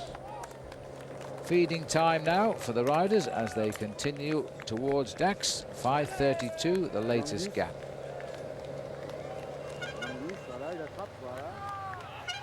Almost coming to a stop here, Paul, as they pick up their bags in Mimizan. Well, that's why it's really important when you come to the feeding station to go to the front, because there's always a problem sometime during the tour at the feeding station. It's absolute chaos. You see riders swinging across left and right. The last minute they see the team helper is there. They zigzag through the main field because nobody on a hot day like this wants to lose their bag. You're much better off riding at the front, and that's why Floyd Landis there in the green and yellow shorts is right at the front end of the main field.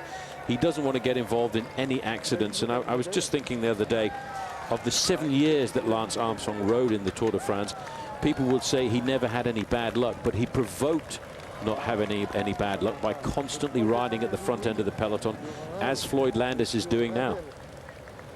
Well, they've kept the pace up. They'll probably lose a few seconds because they did mess around a bit going through Mimizan there, but the average speed today, 45 kilometres an hour.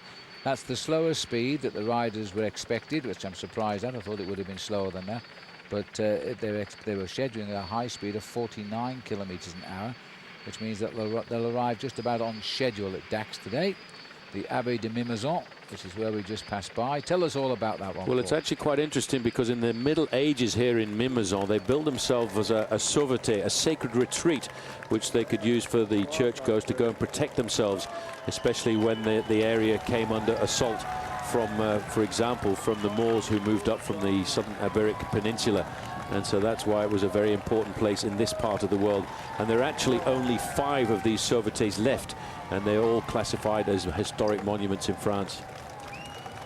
There we are, and there's the peloton coursing through the town. Look at the length of that peloton now as they start to get themselves back into gear after taking on the fuel for the rest of the day. And the gap continues at around 5.5 minutes at the moment. Yep, that is a big long field. That's an angry field, and just if you look at the back end of the group there, the last 30% of that peloton, that is not the place to be, because especially going through towns like this, when the pressure is on field, you get this elastic yo-yo effect. And in fact, it's like if you've ever driven in a convoy on the road. If you're at the back of the convoy, it's actually probably the worst place to be, because you've got to keep accelerating and decelerating, and that really tends to fatigue the body. Whereas if you're at the front in the first 20-25% of the main field, you're riding at a much more consistent, steady tempo. Looks as though Christian Nice wants some information here from the team car. Hands just gone up, probably a drink. Doesn't look as though he's got any problems. All I can say is I hope this breakaway doesn't bring him to his knees. Oh, well, we should have saved that one for later, because I think they might get caught now. 5:31, they've nibbled out a couple of seconds since the slowing down of the peloton back at the feed there. That'll reverse again, I think, as we get on. Stefan Ogier setting the pace.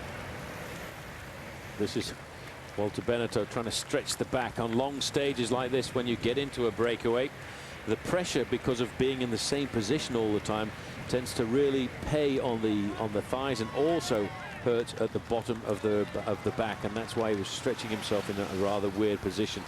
One of the riders here going back is Marzio Brusegin, the Italian national time trial champion. The only victory of his whole career, and he got it, Phil, just 1 week before the start of the Tour. He's got a flattening rear tyre.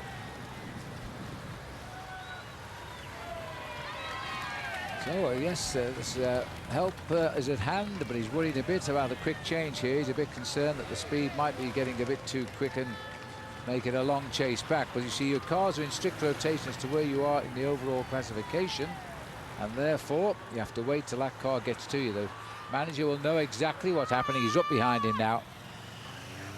So here comes the quick wheel change. Hopefully it's the back wheel, always the most difficult, of course. Mechanics on test here now, but no sign of panic from the rider. Time he slots it in, they'll be all right. Big convoy today. So as we're looking down on the peloton, trying to reorganize itself, let's let me say as we go to break this time, pen and paper's out, because it's time for our Subway trivia question. Now here's a look at today's Subway question. The now retired Lance Armstrong won a whopping 22 Tour de France stages. How many other American riders have won stages? Is it A4, B5, C6 or D7? Now start adding them all up. We'll have the answer when we come back after the break. Stay with us.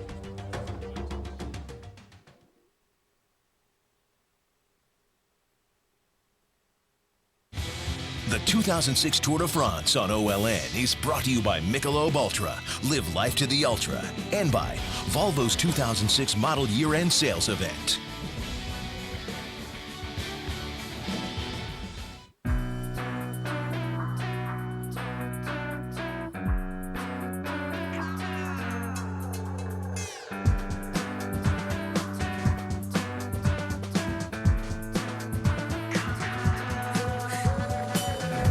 Your life doesn't have one dimension.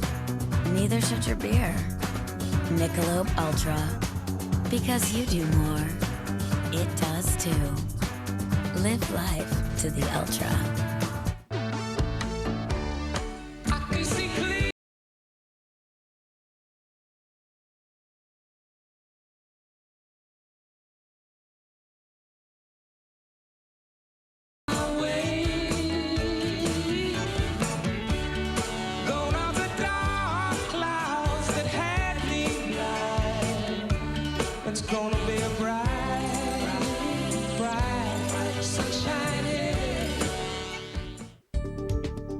like to know how much cash you can pull out of your home and refinance your interest-only or adjustable mortgage to a low fixed rate?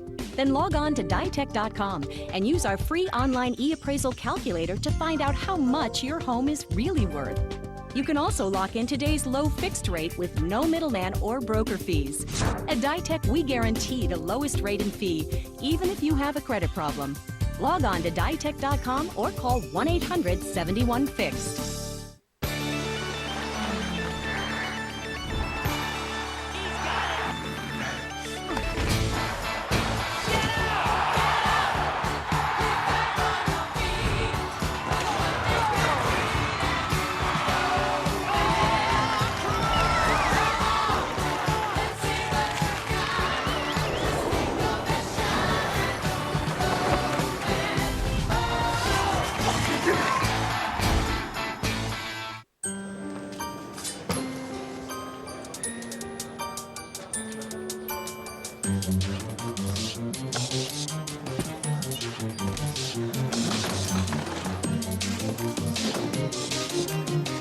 No rolling luggage.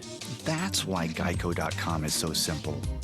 Or is it because you can chat with an associate if you need help and get a free rate quote in minutes? 15 minutes could save you 15% on car insurance. Simple as that. Is the IRS keeping you up at night? Are you afraid of losing everything? Don't let the IRS control your life. Hello, I'm John Harris, president of J.K. Harris & Company. The IRS can attach your wages, your pension, your savings, even your Social Security checks. If penalties and interest have made your IRS problem go from bad to worse, call us now. Call the IRS experts at J.K. Harris now for your free confidential tax settlement analysis. Call 800-875-8195. Well, welcome back. Now, the Tour trivia from Subway. We asked you now the retired Lance Armstrong, who won a whopping 22 stages, is out of the way. How many other American riders have won Tour stages? A4, B5, C6? Oh, yes, D7, can you believe? A quick rundown for you. Davis Finney, Tyler Hamilton, Dave Zabriskie, Andy Hampston, Jeff Pierce and Greg LeMond. 8 when we include, of course, Lance Armstrong. There we are, back with the peloton now. Another straight road. This road straight all the way. We didn't need any skill in plotting the course at today's stage of the Tour de France. You keep going, you're going to come across Dax at some stage of the day. 6 minutes and 3 seconds is the gap. So we're hovering, but at the moment we're on a slight reversal for the peloton. This is Florent Braud, champion of France, having a chat with the boys. He rides on the Spanish team. But at the moment, Florent Braud not too worried about the way life is going, because he's not going to be interested in chasing down anybody by the look of it. Floyd Landis, his Phonak boys, saving their big day for tomorrow. Make sure they keep Floyd in a perfect position for a springboard through the mountains. And there's the main field, taking time out at the back with a teammate of Walter Beneteau here, and that is Didier Rousse, sat at the back. So as the riders go on, let me again remind you to jump on to olntv.com, where you should fly to the finish there. A chance to win a Saab, a 97X or a bike from Cervelo. And the watchword today is Gerolsteiner, the team of Levi Leipheimer. Oh, that's not part of the question, by the way, but I thought you'd like to know. Back with Christian Nice, the rider who started the breakaway today, still holding a very high tempo of 45 kilometers an hour. Well, thank heavens it's not a headwind today, Paul, because it would have been a lot slower. But in fact, we're riding quite nippily here with a tailish wind at 45 kilometers an hour, average speed today. I tell you that Stefan Ogier's heart rate is beating away very constantly at 160 to 161 beats, and it's hardly altering from that, so he's not under any stress. There he is in this breakaway. Well, that's a good solid heart rate. That's the sort of heart rate you would expect to have your heart working at during a long training ride. Between the 150 and 160 mark, you start to come under pressure when the heart rate comes up to 90-95% of your maximum, which for these riders would be around about the 100-185 beats a minute mark. Oh, all the bikes have got those very high clusters on the back today. The sprockets are not required, really. They're only going to ride in probably 2 or 3 of the selection of gears because there's not a hill on the course. But obviously, as these clusters come in blocks of 10, then you've got them whether you want them or not. But you could have ridden this on one gear today, I think. 5:57. The peloton got itself back into action at last, into a straight line. Time is running out, you know, 37 miles, 60 kilometers to go to the finish. The time is beginning to look as though it might be on the side of the leaders, and they're going to show no signs of slowing just now. They won't. They really have to start organising and lifting the pace. Instead of just having one rider at a time setting the pace on the front, what they need to do very shortly is start to organise two lines, and that'll push the pace from about 50 kilometres an hour to 55 kilometres an hour. That means they could wipe that 5 kilometre advantage out in the last hour of racing. But it takes some organisation at the front for that to actually happen. In fact, it's stretched up a fraction to 6 minutes. Yeah, we're hovering on 6 minutes now all the time. Just a look at the tempo here, these guys. Many of them riding on the same gears selected for the day today. Different in pedaling, concentration on their face. All right, well, don't forget to go to olntv.com for the latest updates on the Tour de France. We'll give you all our expert analysis, the recaps, details of the race routes, all the contenders, the leaderboard as it stands, and exclusive rider forecasts. olntv.com is your link to the cyclism and the Tour de France. Bernard Eisel, who has not really been sprinting that well, yet the team don't give up hope that he might get it right one day. Has put a teammate on the front at the moment in that white strip. If they continue to gain at the current state, then they're going to pick them up just 5 kilometres from the line. Well, I'm leaving it a bit late, in my opinion, and that would be just before the chaos in the town of Dax too. Very narrow twisting streets there. There was an open market there this morning when we passed through. They were taking that down, and then they were about to make it the course for the Tour de France. Inside 6 minutes the gap. Very fast tempo today though. They were riding at an average speed in excess of 45 kilometres an hour. We'll take a break. For 7 years, one man ruled the roads of France. But now, his reign has ended, and the battle for his throne is about to begin. Who can follow a legend and create his own? Who can conquer the mountains and blaze through the trials? Who can survive the comparison?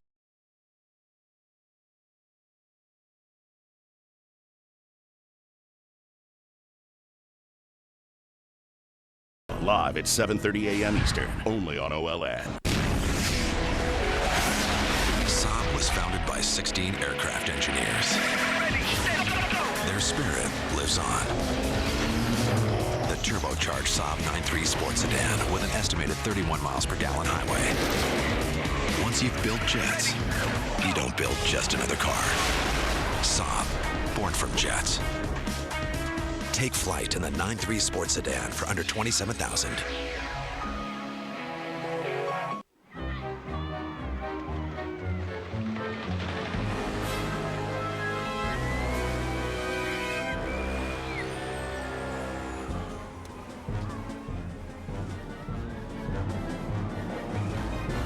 Bedhead. Proof that you've experienced the new Hampton bed. A plush comforter, a crisp white duvet, and choice of pillows. You'll be well rested and ready for anything. Hampton, home of the proud bedhead. Wish shaving didn't take so long?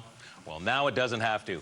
Introducing the Beard Reaper 8000. Oh my, looks sharp. It is razor sharp. Oh my. There are smarter ways to save time. Sign up for Comcast high-speed internet for just $29.99 a month for 6 months. At ridiculously quick speeds, it's way faster than DSL and dial-up. Sign up today and get professional installation. Just call 1-800-COMCAST. Comcast high-speed internet. It's Comcastic. Hi, it's me, Mike Rowe, host of Discovery Channel's Dirty Jobs with the good news. Shark Week is back. And now, Comcast invites you to experience Shark Week online, on demand, and on the Discovery Channel. Plus, for a limited time, receive a special Shark Week gift, free when you subscribe to service from Comcast. And don't miss Shark Week all week, coming July 30th to the Discovery Channel.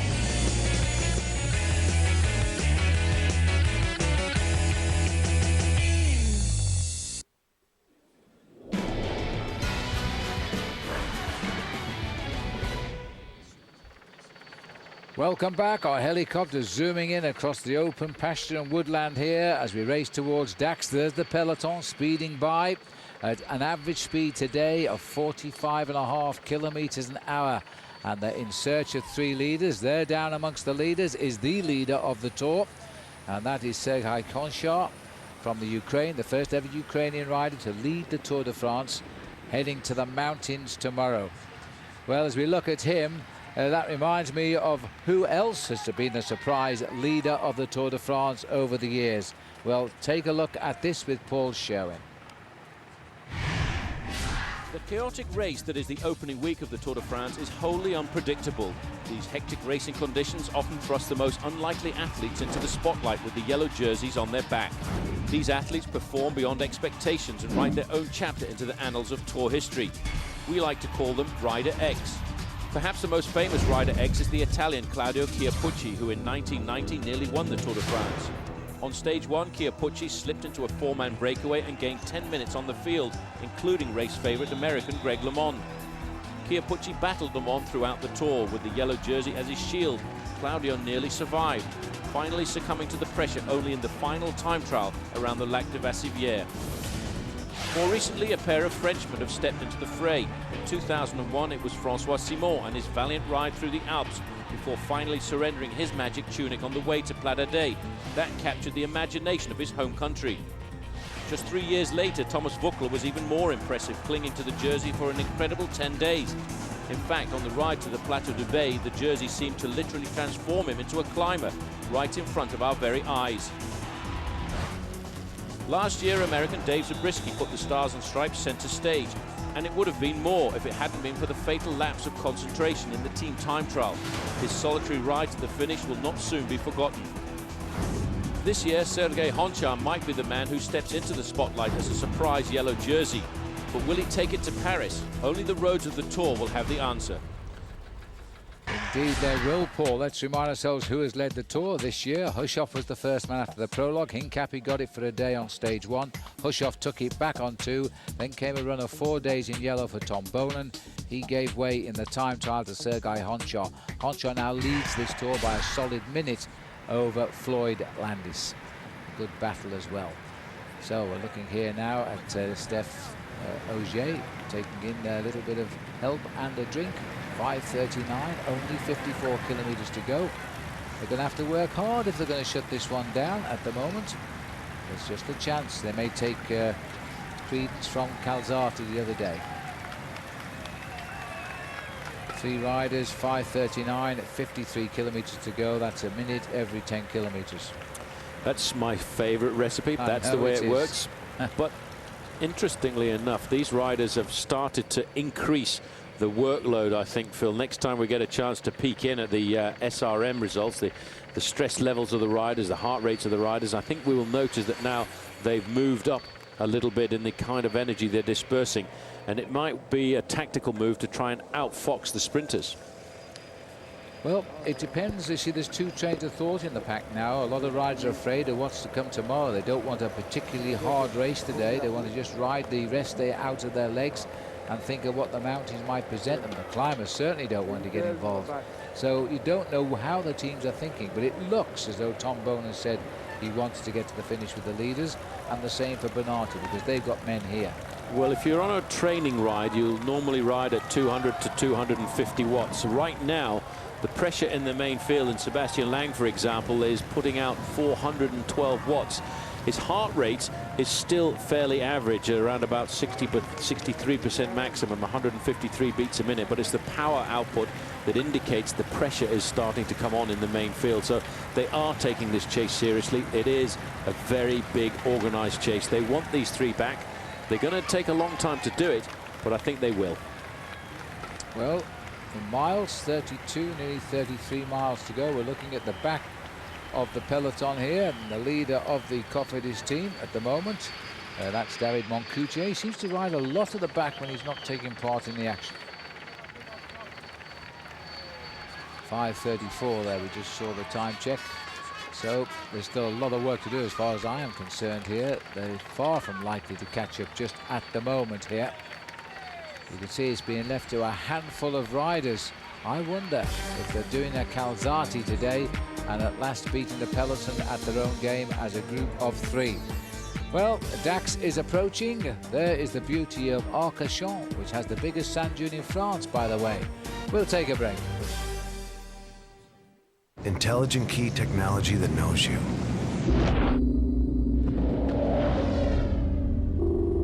Seats that hug you. A ride that spoils you.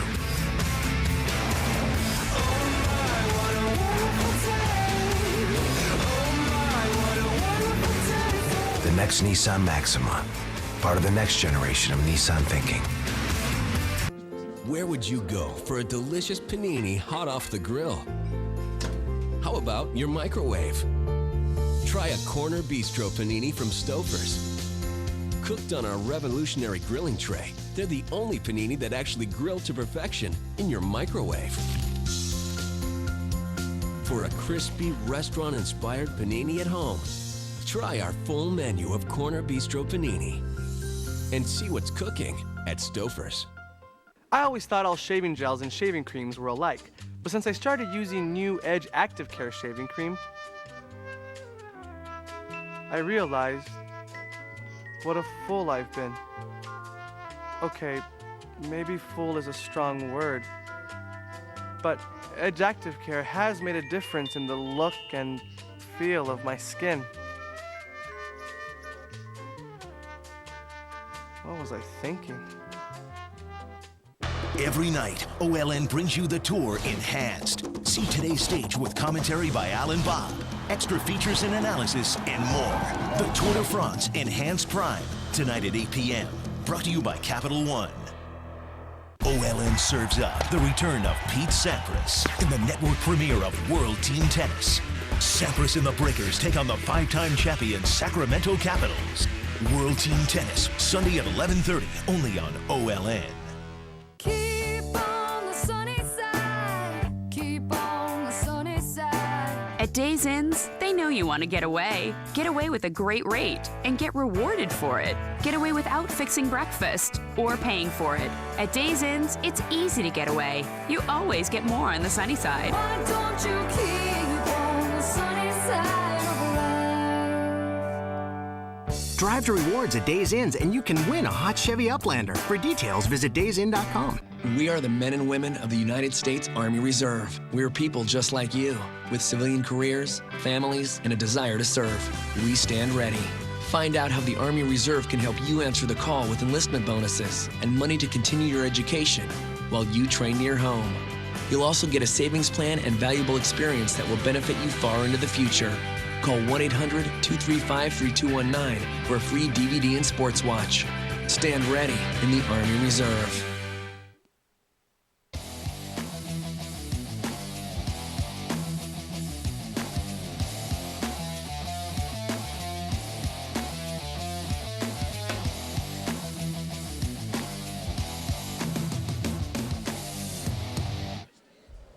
And the same to you, sir. Welcome back to the Tour de France, everybody. Phil Liggett alongside Paul Sherwen. The peloton have suddenly stepped on the gas pedal. It's 170 kilometres from Bordeaux to Dax. There's not a hill in sight today, but they're all down the road for tomorrow as we head to the Pyrenees. 3 riders got away just after 8 kilometres today. Walter Benetto, Stefan Ogier, Christian Nies. They got a lead of over 7 minutes. It's now down to 5. And the way they've just started to ride in the last 2 or 3 minutes, I reckon that gap will start to fall quite quickly. The field now have decided it's time to bring back those 3 leaders on a day I thought they weren't going to bother. Looking at Lamprey riders now the team of Robin McEwen's, De Vitamin Lotte going through, now the green jerseys of Thor Hoshoff's team, the white jerseys of Bernard Eisel's team, the blue jerseys of Tom Bonen's team. The sprinters are driving. They certainly are driving, and all of the teams of the sprinters are today. Nobody's shirking the pacemaking at the front. 48 kilometres to go, just exactly on the 5-minute mark. These guys have got the bit between the teeth this afternoon. And of course, Phil, for the teams of the sprinters, they know they've got 50 kilometres to work, because tomorrow they can almost have half a day off, because they're certainly not going to have to work over the mountains. No, well, there's no day off, but I know exactly what you mean, Paul. But we've just gone for the first time for a long way now, inside 5 minutes. And this has happened in probably 2.5, 3 kilometres of really flat-out racing. At one stage, they split this field because of the effort being made at the front. Lots of urgency. There's Big Tor Hushoff with the plaster, the bandage on his arm, the sequel of that very nasty crash he had on the first day on the open road. Look at the urgency, the almost panic on the face of these riders now, as they know we've got to do something special here. They know how fast the main field could ride over the last hour of racing. They actually know that in an hour's racing, 5 minutes is absolutely nothing. Christian Nies, he's the man who started it all. His first Tour de France, the other two 11 tours between them, Stefan Ogier and Walter Benetton. Tongue out, licking his lips. He's been in 3 long breakaways in this year's Tour de France now, enjoying it. It is in fact his 7th time around France, and he's finished every time, so good luck to him. Here's the pack now, change of direction at last, break the monotony a little bit, get some idea of the speed as they go around that left-hander. Well, it's pretty easy for the team managers, I suppose, at the moment, Phil, because I was talking to Eric Boyer this morning, who's the team manager of Team Cofidis, and he said the team meeting this morning took 15 seconds. It was quite easy. He said, go into the breakaway. When it gets caught, prepare the sprint for Jimmy Casper. Well, he's got 1 victory. Why not 2? We're looking at the Notre Dame de Lille here in the centre of the town of Mix, as they now make their way out of town in pursuit of 47 kilometres left to ride, just on 30 miles of racing, and that probably at this sort of speed, Paul, is about 1 hour and 6 minutes. Very quick pace. We're clocking on 50 kilometres an hour here in the main field, and every time we get a time check now, it is tilting in the right direction for the sprinters. Another 10 seconds being shaved off. T-Mobile, the leaders of the team classification, and that was a lead that they took away from Team Discovery Channel in the individual time trial a couple of days ago, indicating just how good T-Mobile are in depth. They are, considering they're 2 very strong riders not there with them. Sent home, of course, Jan Ullrich and Oscar Sevilla. Their names linked to Operation Puerto in Spain, so they weren't allowed to start. And they are still commanding 4 riders in the top 6 overall at the moment of this year's race. Sinkovic is one of them. He sits in 4th place. The gap, 46.4 kilometres and counting down. We're now quite a way inside 5 minutes, so it's having its effect. Having a serious effect. Even Rabobank now, you just see the orange and blue jersey there, sending somebody up to the front. Everybody who's got a sprinter on their team has said, okay, boys, we need some serious work doing now. We need to pull back these 3 guys.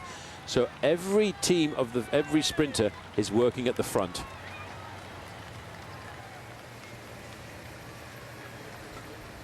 Nice little shot there from our artistic cameraman as we look at Walter Benetton pacing Christian Nies, all hoping that they will survive to the finish today, but I wonder if they will. Oh, that reminds me, Survivor Wednesdays are back on OLM with the premiere of Survivor Vanuatu, the Islands of Fire. 18 new castaways given the challenge of their lives, and the sparks fly when the tribes pit men versus women. Survivor Wednesdays, the first 3 episodes of Survivor Vanuatu, July 26, beginning at 7. Not to be missed, that. And these 3 boys now know that the word is out, that they are now being chased. A little bit of an interesting graphic for you. Almost all 3 now giving the same amount of energy to the effort. 34-34. Stefan Ogier better sharpen up his act. He's 2% behind. These are the 3 men knowing now it really is a matter of survival, because the peloton has decided to go a-hunting. We still have 45 kilometres to go. Plenty of time to catch up for the sprinters.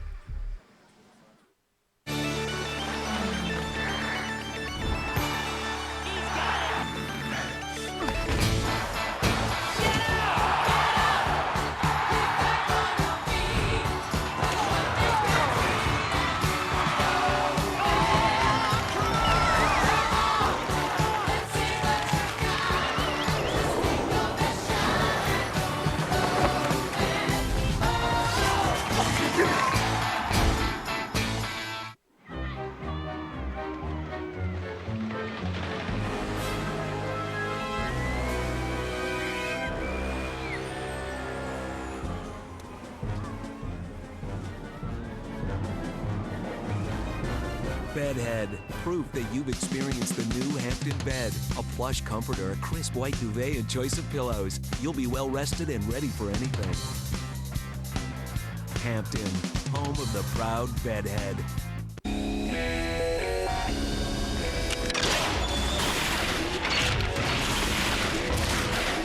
Saab was founded by 16 aircraft engineers.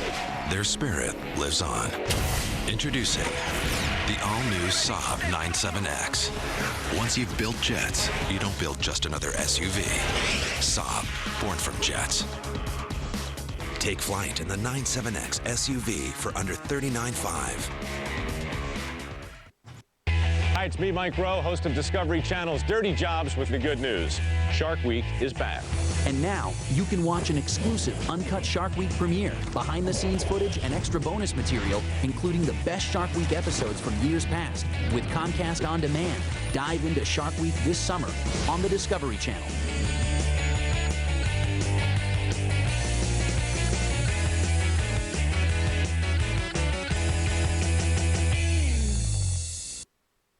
Saturday, July 15th on Oxygen. Monique is back with the biggest beauty revolution ever. If you want to live large, enter Monique's Fat Chance Sweepstakes. Log on to oxygen.com for your chance and win big. The lucky grand prize winner and a guest will fly to L.A., experience a one-of-a-kind beauty boot camp, and have dinner with Monique. Watch Monique's Fat Chance on Comcast. Call today to get the $49.99 a month for 3 months. Welcome back. The beauty of the Atlantic seaboard here, coursing down the west of France, and this is our aerial view provided to us by Trek, and this is a beautiful area for sand, sea, and the Tour de France today. 3 riders are clear, and I'm just hearing on race radio 4 minutes 20 seconds is now the gap for the 3 riders, and we are approaching in Saint-Giron the 3rd and final sprint of the day. We're still showing 4:29 at 26.5 miles to go. The orange jerseys down there are Euskaltel Euskadi, and there is the sprint at 1,000 meters to go. Now I wonder if Walter Beneteau at the back will have a little go here. He snipped the other 2 at 800 euros a time when you win one. He's got 1,600 euros, Walter Beneteau, so far today, Paul. And is he going to take the 3rd off him? I'm surprised they've allowed him to do this. 3 riders clear, 4:22, 42.3 kilometres left to race. Just up the road here is the sprint at Saint-Giron, leaving us 41 kilometres to go. Now, is Walter Beneteau going to steal the money again? Well, I have a feeling this time he's got 2 in the bag so far. He might let somebody else cross the line and get themselves the advantage there. But the important thing is, Phil, not to sprint it out for these points, because they need to be friends for another 20 or 30 kilometres. And if they're not friends for the next 20 or 30 kilometres, then they will definitely get caught. They need to work together as a very good alliance. That's the only way to survive over the front end of the main field, because the gap is coming down pretty dramatically. Now, there's a man we need to remember the name of. That's Marcus Foten. Yeah. He's the best young rider, having a bit of a laugh here with Fabian Wegmann. He was under 23 world time trial champion, best young rider in the Tour so far. I think he's a man for the future. Well, there's no doubt he is a man from the future, and he fought hard to get that jersey back in the time trial, in fact. Meanwhile, we switched up to the sprint, and it looks as though that Beneteau has taken that one out again. Now, I don't know quite why he's doing that, because there's not a lot to gain from that apart from the prize of the day. And with 3 riders clear, I would have thought they would have shared it. Just looking again, the result is Beneteau, Nice and Ogier at the line. Stefan Ogier's heart rate is still beating very normally here. 167 against his maximum of 189. Well, I think 167 is starting to hurt a little bit, because he's getting up to around about 80% maximum, I would say. He's getting very close to that lactic acid threshold figure, and the lactic acid will start to build up in his legs once he reaches that threshold, and that'll make the legs become slightly heavy. Then all of a sudden the pain disappears when the lactic acid becomes too high, and you can't produce that energy anymore to keep the bike moving forward. Let's not forget, Robin McEwen is still the leader of the points classification. 181 points for Robin McEwen, ahead of Tom Boonen, 164. Thor Hushovd pretty much well out of it now with only 118 points. And my mate Eric Zabel, well, he's not even in the top 5. And the 18 won today by Walter Benetto at those 3 spins hasn't penetrated the leaderboard at all, which completely mystifies me as to why he didn't allow the other guys a little bit of help as well. So as we watch here the peloton now, the old jaws are set. This is a very, very serious chase right now as we continue towards the finish, because they're going to have to work pretty hard. 4:05 at the moment, 3 riders in the lead, 40 kilometers to go, and the perfect chase is now underway to bring this group back before we get onto the outskirts of Dax. Well, the faces now looking very concerned at the front end. Just caught a glimpse there of Cedric Vasseur, one of the riders at the front here, Bram tanking for Team Quick-Step. He's putting out at the moment around about 230 watts for about 146 beats a minute. So he's actually working fairly well. This is a man who's still got an awful lot of gas in the tank. He's hardly under effort here. He's been working right at the front of the race, so he's very relaxed on the ride today. 4 minutes now, so we'll soon be dipping inside 4 minutes from the end. 4 minutes to go as they now try to bring it down and get this race shut down, I think. Just looking at the computer here now, we're inside that 40 kilometers to the go, and the peloton absolutely flying here now.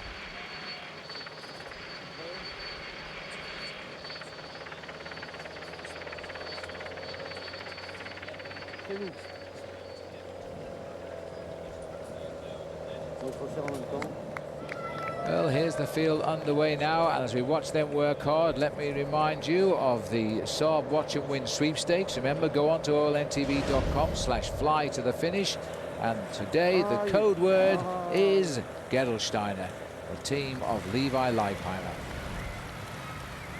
So still thinking about it. If they now ride at this new higher average speed that they've suddenly picked up, it means we'll catch those 3 leaders 8 kilometers or 5 miles from the line. Here they are here. So they've brought it a little bit closer now, paying more attention. It does look like we're going to have a great battle of the sprinters today. This will be the most hazardous finish because the roads are quite narrow as well, even on the finishing line. So it won't be an easy sprint for anybody on the run into the finish today. 3 minutes 51 seconds. The gap is coming down alarmingly quickly now, these 2 riders, as the peloton chases them down. I'm sure the management have had men at the finish phoning back the information that it's not a straightforward finish today in Dax, but it will be happening in about 45 minutes. We'll take a break. George Hincapie spent 7 years protecting, 7 years taking the wind, 7 years helping Lance win 7, 7 years preparing for year 8. Tour de France continues tomorrow, live at 7:30 a.m. Eastern. OLNTV.com is on tour and right in the middle of the Tour de France. Get instant and exclusive access to clips, photos, bios, and race routes, along with stage summaries and forecasts from our team of experts. OLNTV.com, your link to the Tour de France.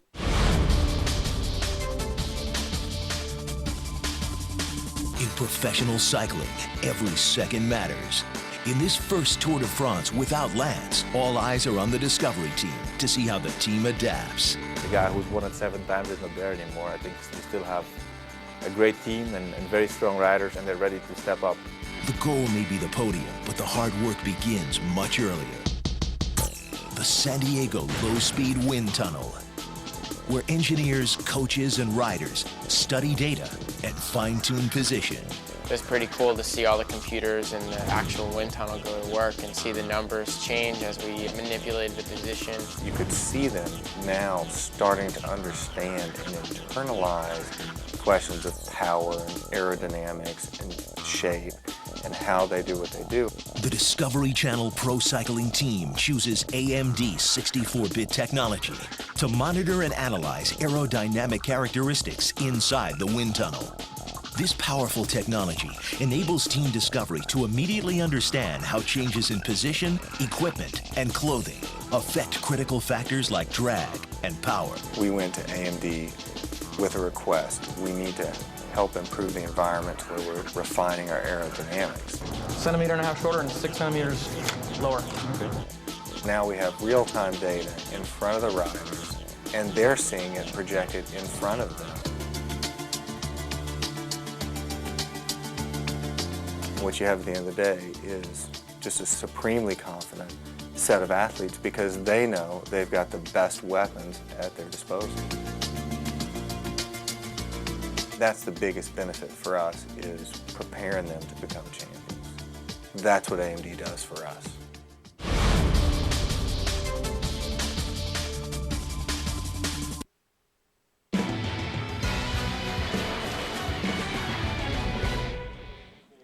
Back on the roads of France with the leaders of the Tour de France. It's not good news, I'm afraid, as they race towards Dax today on 9th stage of the Tour. Walter Benetton is the man at the back, the man that started the move in the middle, Christian Nice of Germany, and the man on the front, Stéphane Ogier of France. 3 minutes and 42 now. It was at one stage 7:20. So they know now it's going to be tough. They've only got 22 miles to ride. There's no hills in front of them. It's a flat race to the line. All they've got to do is stay there. Sounds all too easy, doesn't it? Message for Walter Benetton. Another drink for him. That gap of 3:38 continues to fall now on these rather long straight roads. Here comes the peloton. You can see by the speed over the ground just how fast they are riding right now. This is like the charge of the Light Brigade in the front end of the main field. They are moving half a league forward all of the time, and that half a league corresponds to seconds hacked off the lead of those three men. The three men will be looking at this, and once it gets down to the 1.5 2 minute mark, they will have a real blow to their morale. This is at the back here, Sandy Cassar. He rode a very good time trial. Remember, he had a very nasty accident, Phil, on the road up to Valkenburg when he was knocked off his bike by a spectator trying to get a photograph using a mobile phone inside 2 kilometers to go. He's ridden well with his individual time trial. He's recovered a lot, but at the moment he seems to be struggling at the back of the pack. Well, just looking at the peloton racing through here now, I know that viewers in Australia might like to know, Paul, that Andre Darragard, the great sprinter of the Tours in the 50s, who won the green jersey and also often made a habit of winning stage #1. He lives in Dax. He's in the convoy today, and he's just said McEwen will win the stage. Well, he knows all about sprinting. He's been on the Tour de France a number of times before. He's wear a yellow jersey, and he's a man who really admires the sprinters and keeps very much up to date with the sprinting ability of all of the top sprinters in the world. And I think he will enjoy the sprinting of Robbie McEwen, who, despite the fact that McEwen is he's not getting any younger this year, Phil, I think, looking at Robbie's sprints, that he's actually stronger than ever. Never seen him ride so well. He's an incredible guy. He's won 156 races now in his career, and looking for another stage win in the Tour de France today. He already has more than anybody else by an awful long way from Australia. Here's the workers now, stamping on those pedals. No thought of the Col de Marie Blanc and the Col de Soudet tomorrow, the big mountains of the Pyrenees. Job to be done today, close the field up and get our sprinters to earn them some money. That's all they're thinking about right now as they race towards Dax. Look at those set jaws at the moment here as they continue. Crédit Agricole have got a lot of strength up here. Not all are going through, though. Well, I've already mentioned the big day tomorrow. Yes, we're going off into the Pyrenees. You should come along there with us. We have live coverage, of course, tomorrow. And note the time, 7:30 a.m. Eastern Time. Sorry for you guys on the West Coast, but you'll enjoy getting up early for what you'll see. It's an enhanced primetime show as well, coming to you in the evening, 8 p.m. Eastern Time, 9 p.m. Pacific Time. The OLN coverage of the Tour de France tomorrow is day one in the mountains. It's showdown time. Be with us all the way here on OLN. So we're looking at the peloton today. As I say, not thinking too much about what's to come tomorrow. If you did, I think you'd go home early. You mustn't think too far ahead on a 3-week bicycle race. You just get on with it day by day and see what happens. Just look at the speed of these riders now. There's about half a dozen riders here who are driving the train. The rest follow. Christian Nice, never been in a breakaway in his life like this in the Tour de France before. It's his first Tour de France. Here comes the boss with a bottle and a word of encouragement. More importantly, keep going, there's a chance. Stéphane Ogier, he's riding his 4th Tour de France, so he knows a little bit more about it. And Walter Benetton riding his 7th Tour de France, the little man on the left there. And he's finished every one, which is a tremendous achievement. He's never won a stage, though, but today might be the day if he were to stay away. Look at the crowds here now as we race on towards the finish in Dax today. Will the sprinters have their day? Certainly the teammates are saying yes, they will, because they're closing in. we could be in for one big finish. See you in a moment. Blue skies are the norm in the mountains when summer comes, and I'm on the trails every chance I get. Maybe more important than the weather is the gear I use to maximize my experience. I choose LL Bean gear. These can be long days. Over 90 years of boot making experience goes into LL Bean's Cresta hiking boots. Boots so comfortable, I know I'll wear out long before my feet do. Mountain weather can change without warning, and when it does, I'm ready with my Mountain Storm system. I can put on the rugged jacket for protection against the wind and rain, just a soft shell if the weather's cool, or both for a warm, dry jacket in the worst weather. For a full day of hiking, I load up my award-winning Bigelow pack, and I know I can cover a lot of terrain in total comfort and with everything I need within easy reach. Products designed for durability and performance, sold directly to the consumer at a great price. Check out llbean.com or call 800-441-4913 to get a free catalog or ask an expert about any of LL Bean's gear. LL Bean is the official outfitter of OLN's Tour de France broadcast team.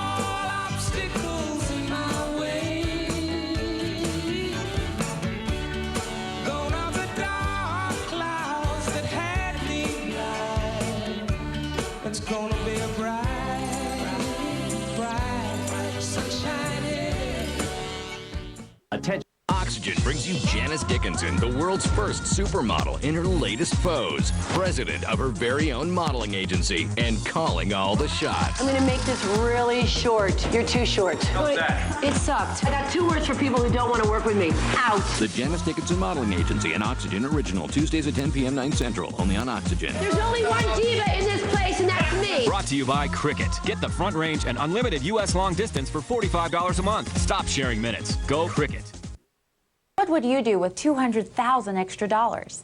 Well, the facts are that a high school graduate can earn over $200,000 more in their lifetime than a non-grad.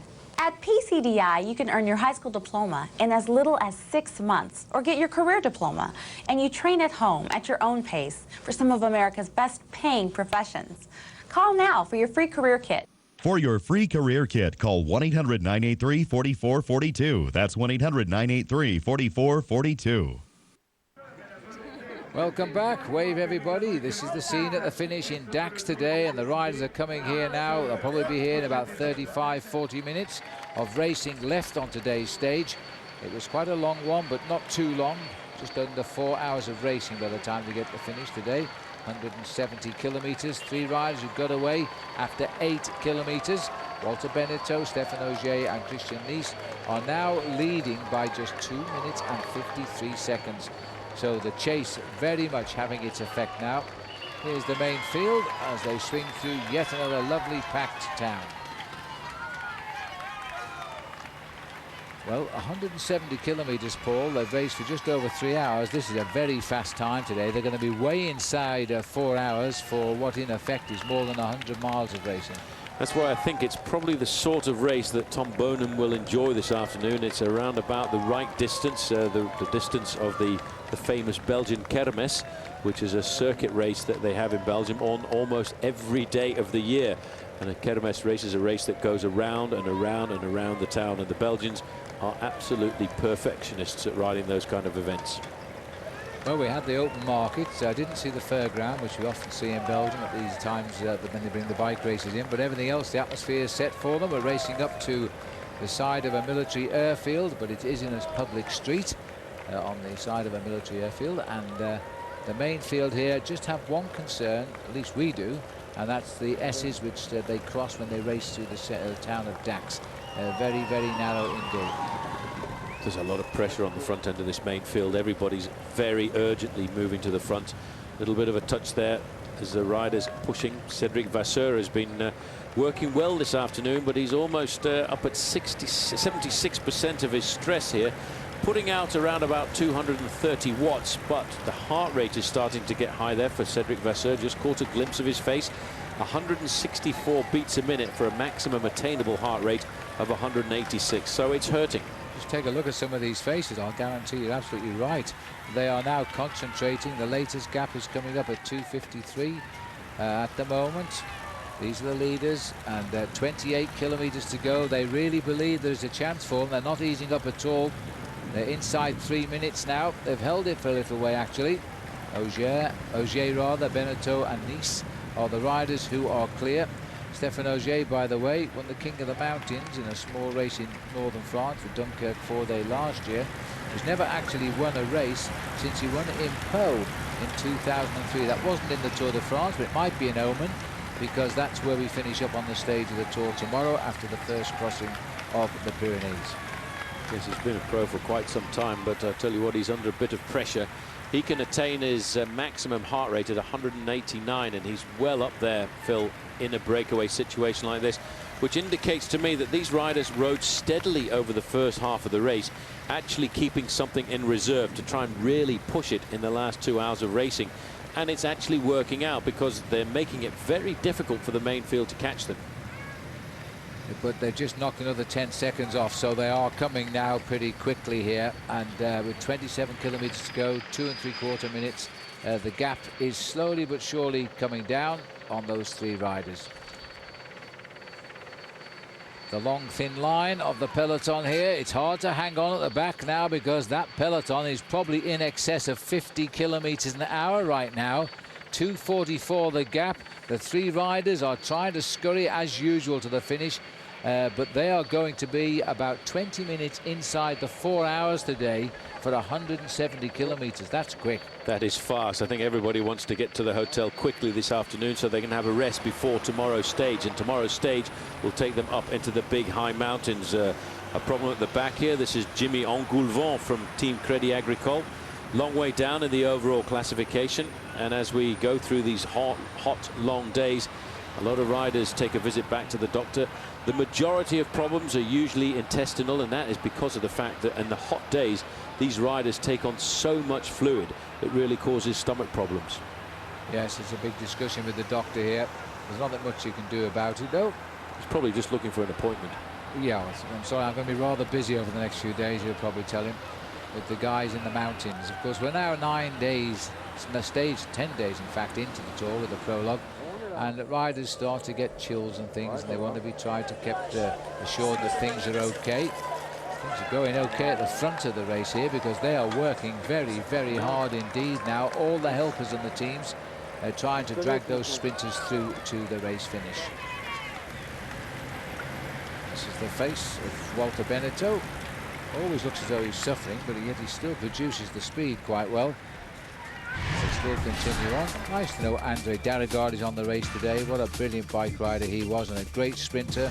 Very close friend of the 5 times Tour winner, the late Jacques Anquetil. Anyway, today's Tour heroes are heading for Dax, and we'll be there soon.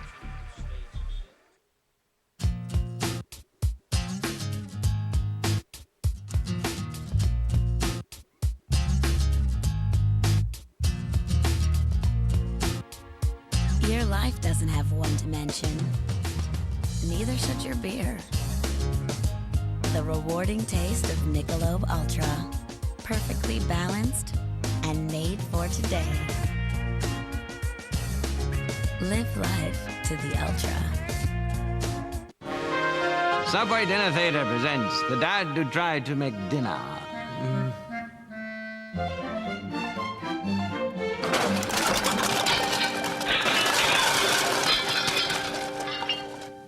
Can't wait for the musical!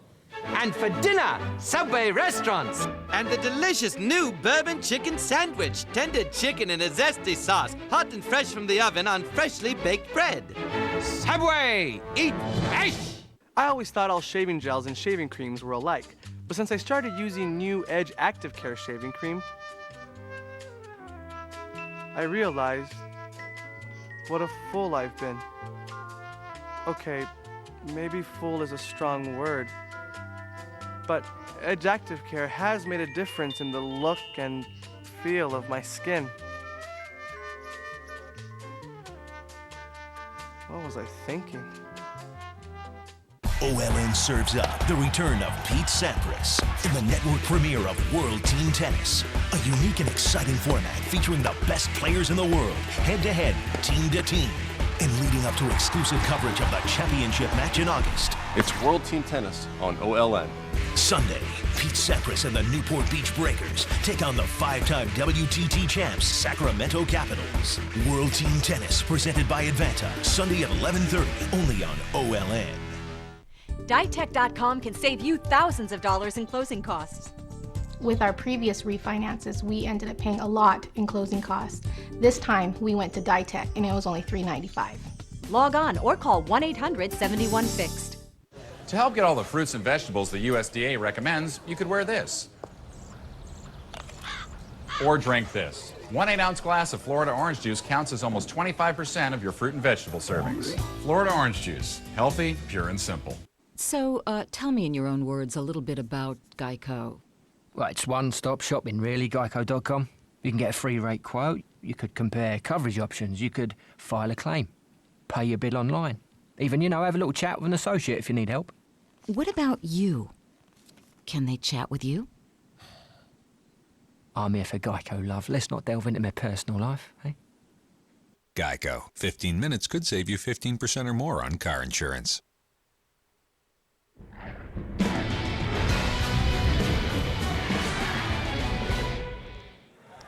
Welcome back. Work being done here by the peloton. Just about half a dozen or so riders preferred to throw in their back into this now for their team. And the gap is closing down. Inside 2.5 minutes now to Walter Benetto, Stefan Ogier and Christian Nice. They really aren't giving up, though. These boys are going for it in the hope that they will survive. Long straight roads. They're still not in sight of the chasers. And a very fast ride today for them all. We're averaging around 46 kilometers an hour. Benetto, he's under pressure, but he's not slowing down just at the moment as he continues to drive this breakaway. He's been one of the big workers rather, in the breakaway today. Well, if you're not too sure where we are in France, now's the time to tell you. As out of all the magic, I'll bring the map onto the screen. Let's go. Here we are.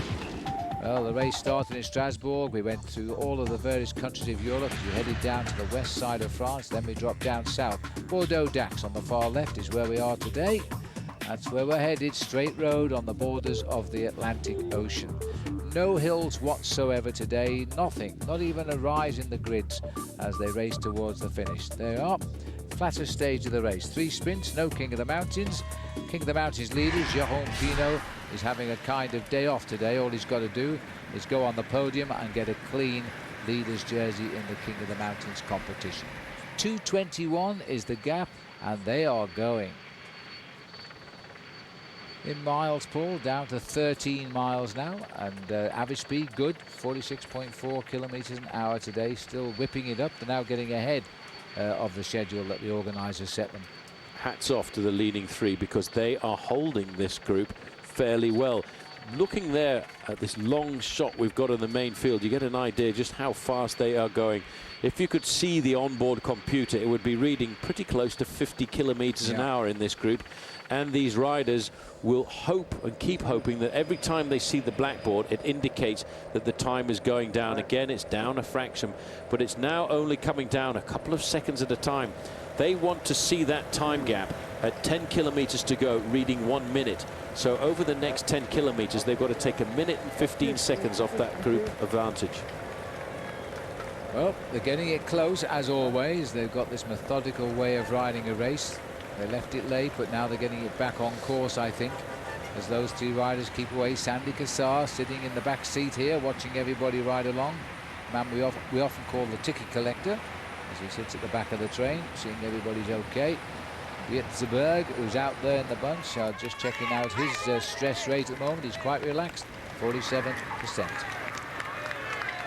Underneath 20 kilometers to go now for the 3 leaders. They've just gone under the banner. Stefan Ogier, Walter Benetto, Christian Nice. But the gap at 20 kilometers, 2:09. That still estimates, if everything stays equal, they will be caught in the last 5 or 6 kilometers of the ride today. And that'll be sad for them, but they're not going to give up without a fight. The average speed is very good in the front group. They're averaging about 51 kilometers an hour. The altitude is not much in this part of the world, 35 meters. 189 is the maximum heart rate of Stefan Ogier, and he's right up there at 170. So they're really digging in deep. But in comparing this breakaway to the breakaway of the other day, Calzati at 25 kilometers to go had a similar advantage over the main field, about 2 to 2.5 minutes. The difference being, Phil, is the other day on the road into Lorient, the teams of the sprinters, I think, switched off because they just didn't have the gas in the tank. Today, there are 5 teams of the sprinters who are very decided to pull this breakaway back, and they're going to keep the pressure on right up until the final few kilometers. So that's why I think with Calzati winning the other day, today these 3 are actually going to get caught. Well, Calzati at this stage was actually pulling away from the peloton too, so he was taking a lot of strength from that. And he realized he'd probably broken their spirit. But these boys today, they've got their tails up again now. 2:04 and counting down. So I reckon that once they're inside 2 minutes, it's going to happen pretty quickly. Cadel Evans in the Lotto colours. He's in the centre of the pack today. At the moment, the Lotto team putting only 1 man in the chase, showing willing along with the other sprinters' teams, because they've also got Robin McEwen on Lotto. But quite frankly, they're now turning their attention to Cadel Evans for the mountains tomorrow. There's the 20 kilometres to go for the peloton. The gap at the minute is 2:01, 20 kilometres to go. And just to reiterate, in comparison to the other day on the road into Lorient, these guys have not turned off. The leading group are not pulling away from them. The leading group are getting caught with every kilometre that goes by. Slowly but surely, they're edging towards them.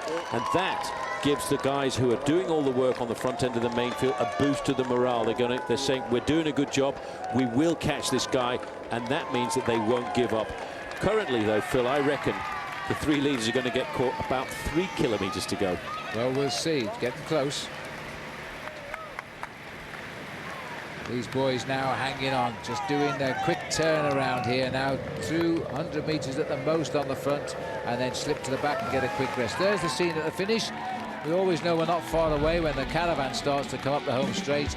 The crowd enjoying the atmosphere here in Dax, and the riders are closing in pretty quickly now. We'll take a break. Every night, OLN brings you the Tour Enhanced. See today's stage with commentary by Alan Bob, extra features and analysis, and more. The Tour de France Enhanced Prime, tonight at 8 p.m. Brought to you by Capital One.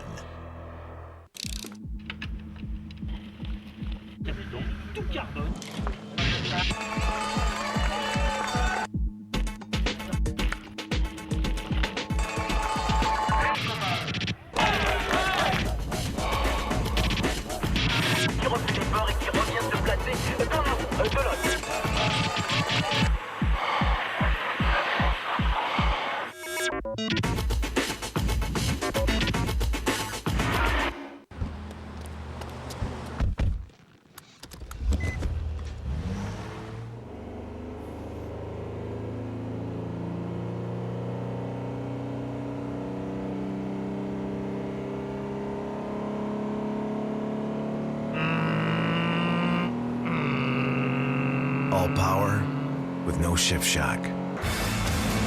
The next Nissan Maxima with CVT, part of the next generation of Nissan thinking. OLN serves up the return of Pete Sampras in the network premiere of World Team Tennis. Sampras and the Breakers take on the 5-time champion Sacramento Capitals. World Team Tennis, Sunday at 11:30, only on OLN.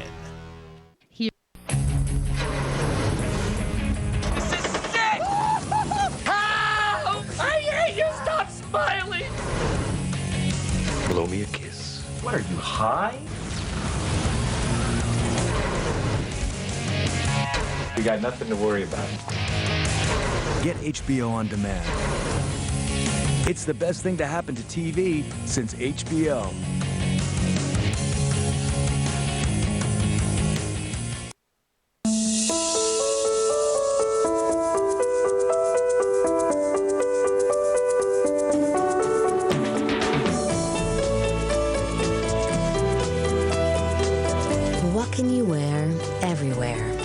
QVC for this multicolored cultured freshwater pearl strand from Honora.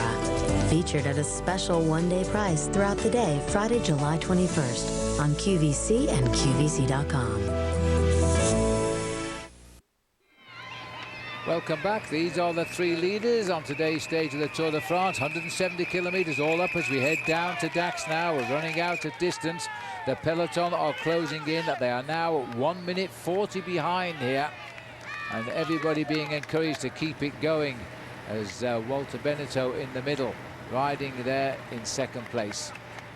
Now he moves through. Christian Nice splits and gets back round for a little rest. Next 10-kilometre banner that will be up ahead there from the finishing line. It's disorganised though, Phil. Well, they don't like each other anymore, do they? Nope. It's a funny thing, a breakaway. For so many kilometres, these riders were actually friends. They had to ride together, while a bit of sadness at the back for Jimmy Engoulevent. Whatever that medical problem was that he had, he can't stick the pace of the main field. He will have to try and get to the finish now inside the time limit. He should be fine because with 15 kilometres to go, he shouldn't lose all that much time in the overall standings, and he should get in before the big nasty clock stops on the finish line. But in the leading group of three, those three riders for a long time were friends.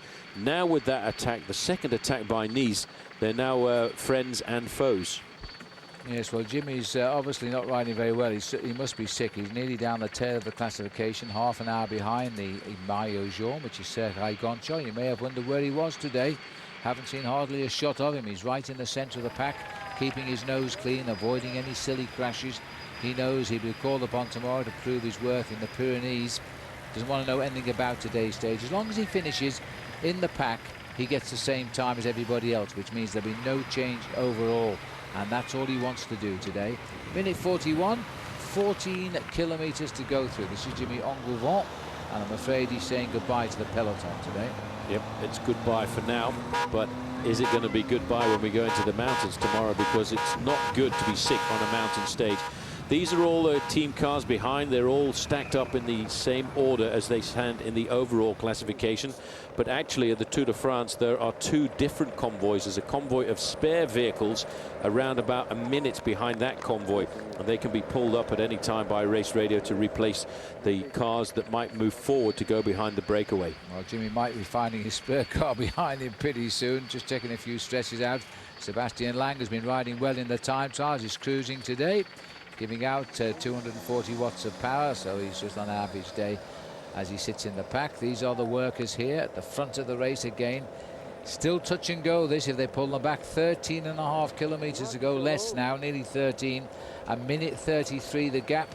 It's going to be very, very good. There's the yellow jersey, Paul. We've seen him at last. We've seen him at last. I saw him early on riding at the back, and there's a crash at the back. You mustn't ride at the back. How does this happen? Simon Gerrans is down there just getting back on his bike. And again, another little tumble. It just happens so quickly at the back of the race. That's Samuel Pluek from the Agri-Tubel team. Take a look at this. It is always at the back of the pack when the crashes happen. You see that one of the riders going down from Euskaltel on the right-hand side. Gerrans there in the blue and white jersey. He'll be waiting for the race to go into the mountains, and this looks like Fabian Wegman. It looks like Fabian Wegman, yeah. The problem with Wegman, I think, Phil, is he's probably waiting for a spare bike because his bike must have been broken. David Lopez Garcia. He's the man in the far side on the orange jersey. David Lopez Garcia is the rider nearest, furthest on camera, rather. Fabian Wegman, who's just calmly standing there waiting for a bike. Could be losing a bit of time here if that peloton continues to race on. Again, a straight road, lack of attention. There was a rider from Lamprey involved here as well. The Lamprey team were up there helping their man get up into the action. That is Daniel Ricci, who's gone down, having the mechanic alongside. Those riders probably will not see the main field again because a crash at 12 kilometres ago.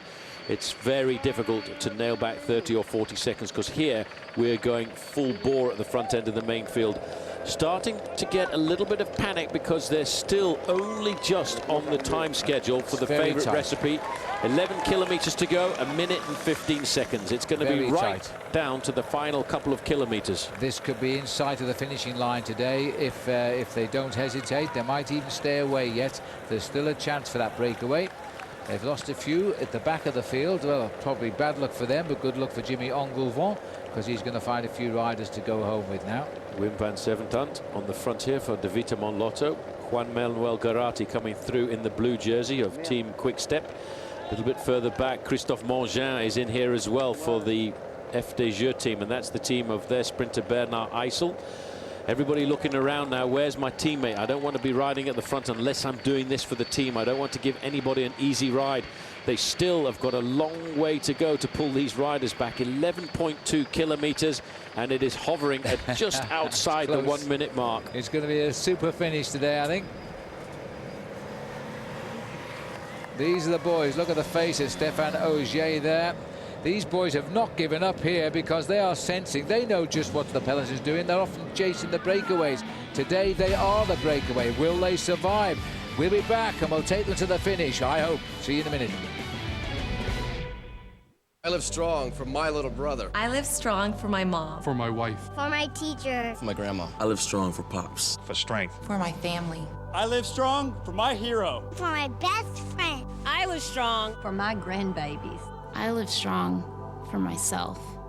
Join AMD and HP in support of the Lance Armstrong Foundation. Every purchase of the HP Special Edition L2000 Notebook PC sends $150 to help people affected by cancer. Exclusively at CompUSA. Learn more at livestrongpc.com.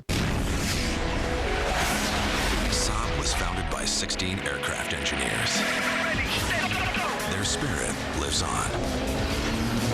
The turbocharged Saab 9.3 sports sedan with an estimated 31 miles per gallon highway. Once you've built jets, you don't build just another car. Saab, born from jets.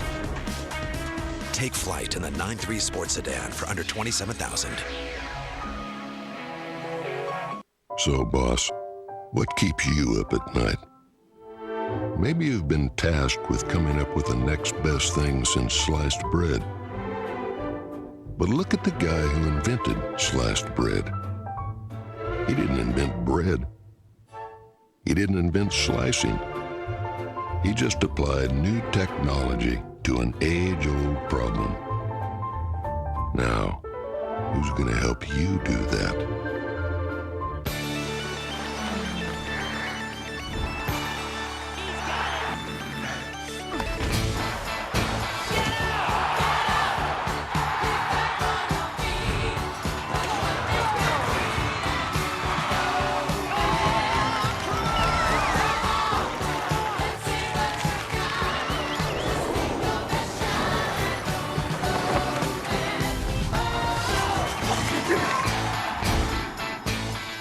This week on Wild Over, me and Gorb are down south for an invigorating winter break.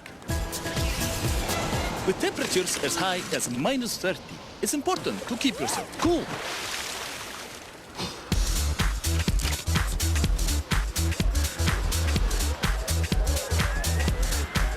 Antarctica, the biggest party island of them all. Brought to you by new Smirnoff Ice. New invigorating taste. Premium malt beverage, please drink responsibly.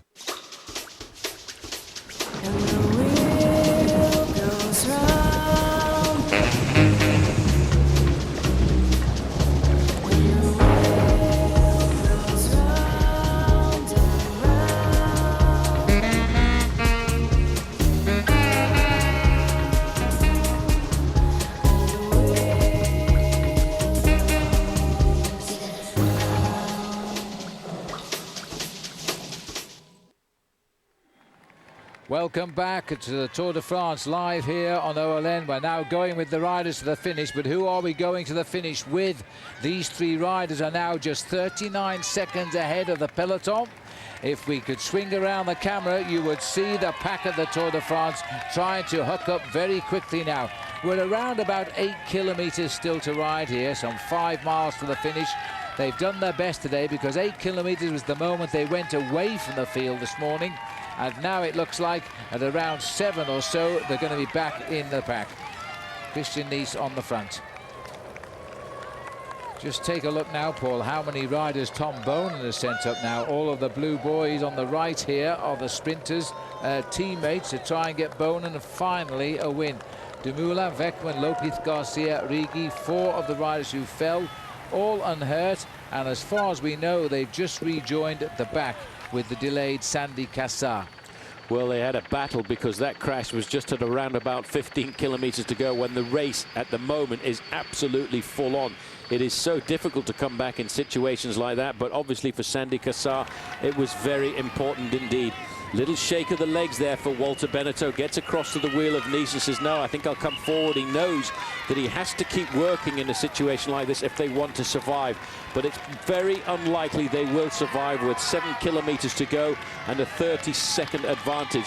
At speeds like this, that corresponds to 500 meters.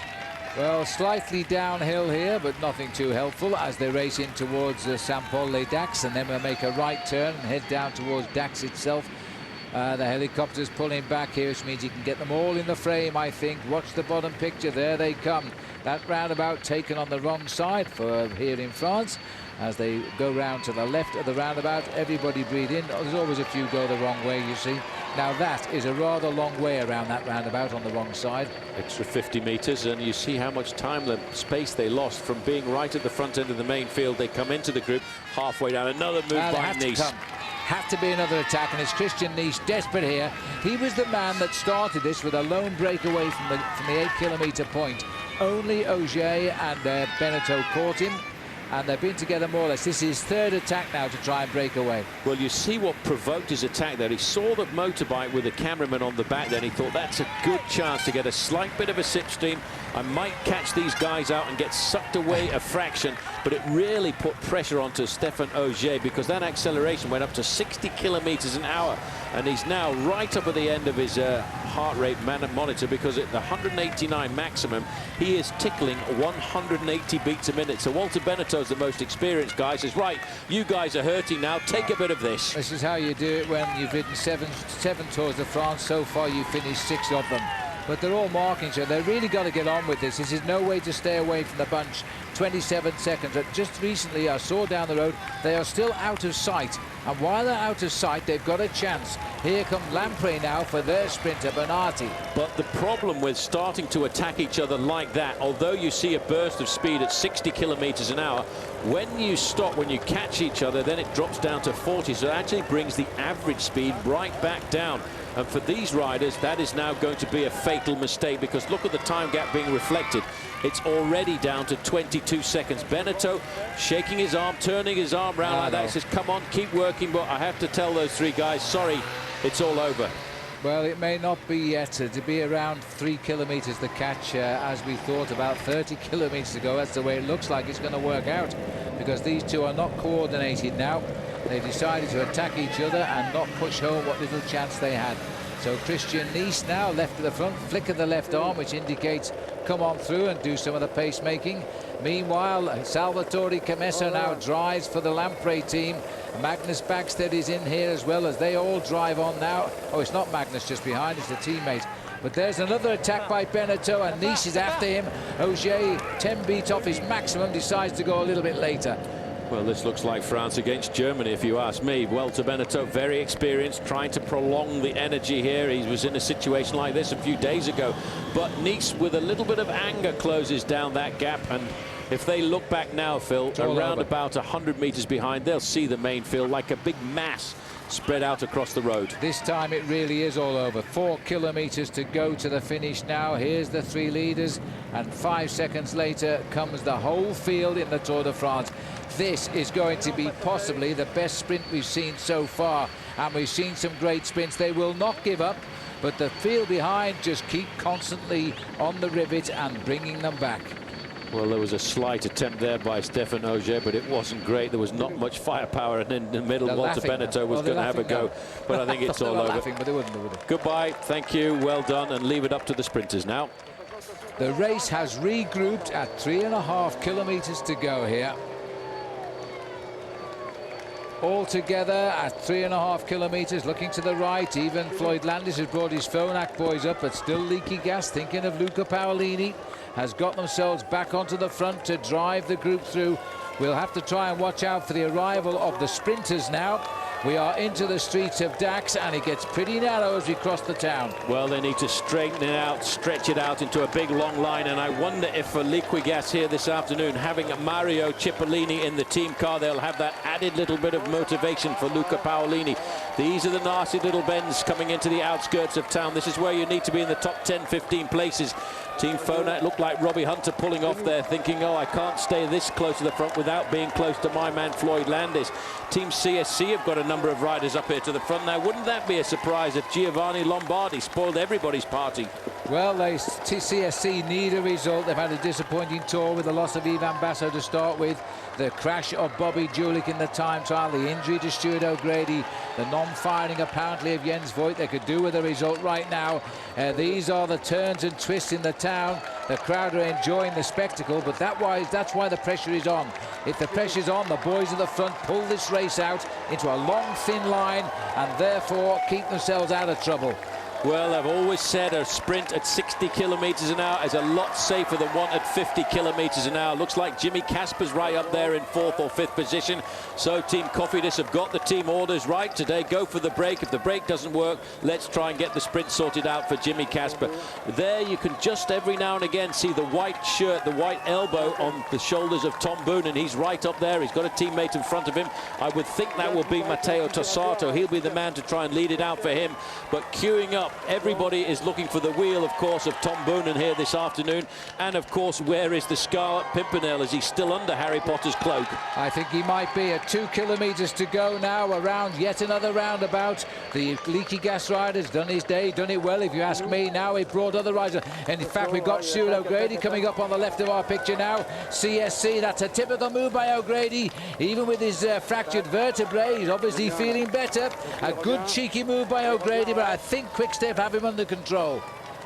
Well, Stuart O'Grady has tried to catch everybody unawares, but this afternoon, Team Quick-Step have got themselves a big organisation. Tom Boonenfield there has got 3 riders in front of him. He's right on the wheel of Jimmy Casper. He won't be too happy about the Frenchman getting involved in his line there. O'Grady over to the left-hand side is not going to ride away from the front end of the main field this afternoon, because Quick-Step this afternoon are trying to get a perfect lead out for big Tom Boonen. Well, it's only taken 10 days of the Tour de France to get it organised for Tom Boonen. Maybe they've got the blue boys on the front. Boonen is in the white jersey, remember, of the world champion.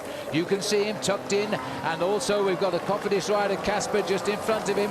Leaky Gas taking Paolini over to the left of our picture. Torhushoff is in the darker green jersey trying to get it. Eric Zabel is mixing it too, and I've just seen McEwen dead centre of your picture. He's not in a great position right now, but he always delays his sprint until the last possible moment here now. The lead out starts for Hushoff on the left, but Zabel's got in the train there now, and still no launch of Tom Boonen in the white jersey. Hushoff is the second wheel here as Hushoff strides now. Can he come through? And Bonen's going to launch down the middle. He goes on the far left of our picture, and on the far side and still boxed in, I think, is McEwen. Can't get out. He's all over the place and can't get out as Boonen now comes on the left, and he's got a long one here. Tom Boonen taking on Eric Zabel. Then comes Oscar Freire, and now comes Robbie McEwen. Where does he find the strength from? Oh, and I don't know who won that. And I think Robbie thinks it's Oscar Freire. Well, Phil will have to have a side shot of that. They were all in a line on the road there, and it's very difficult. But Robbie McEwen, the way he tapped Oscar Freire on the shoulder there, I'd have to think it must have been Oscar Freire. Look at Boonen. Boonen was up on the inside, and it was a lunge for the line, Phil, as all of the riders are still massing up to the line. It is so close, that finish. Here is big Tom Boonen right up against the barriers. I tell you what, that was so close. It was a fantastic sprint. I don't know where Robbie finds that late acceleration from, but I think this time he may well have paid the price, coming out just a little bit late. He's congratulating, yes it is. I think it's Oscar Freire who has taken that one. We'll wait and see, but Oscar Freire by about a quarter of a wheel, and Robbie McEwen brings the race to the base of the Pyrenees with some good points in the green jersey competition. Let's have a look from the air here. This was a great sprint here as Boonen tried again. He's still not quite got it at the moment. He's still searching for that magical form that has given him 17 wins this year, but none of them in this year's Tour de France. Zabel at 36, he's missing a couple of years, I think. Oscar Freire, one of the best sprints he's ever produced. And where does Robbie McEwen get that late kick from? He is so fast. Well, McEwen came from a long way back there. He really has got the explosive sprint, better than anybody else in the Tour. Unfortunately for Robbie McEwen today, he was in the wrong place, just a little bit too far back on the run in towards the finish. But that late burst is an indication that he really does have the turn of speed. Bonin really seems to have lost it. Maybe it's because he had a very heavy early season campaign. But Oscar Freire is a very clever tactical sprinter. He waited for the right moment. He did a superb job of outfoxing everybody else. And Robbie, of course, being a sportsman that he is, was first on the line, Phil, to congratulate him. Yes, and he's got it, and he's got it by about the width of his tie and a little bit of a spoke. It's a very close finish indeed. McEwen just missing out on his fourth stage win. Freire getting his second.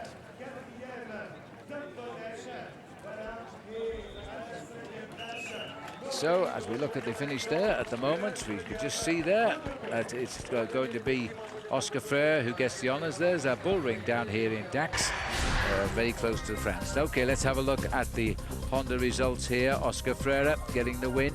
Robbie McEwen, same time. They're all same time. Zabel, another third for him. Bonin in fourth, and Christian Moreni producing a good one there for Cofidis as well. Isaac Galvez is back on the board, sits at the back until the last minute. This time he's come up and finished 6th.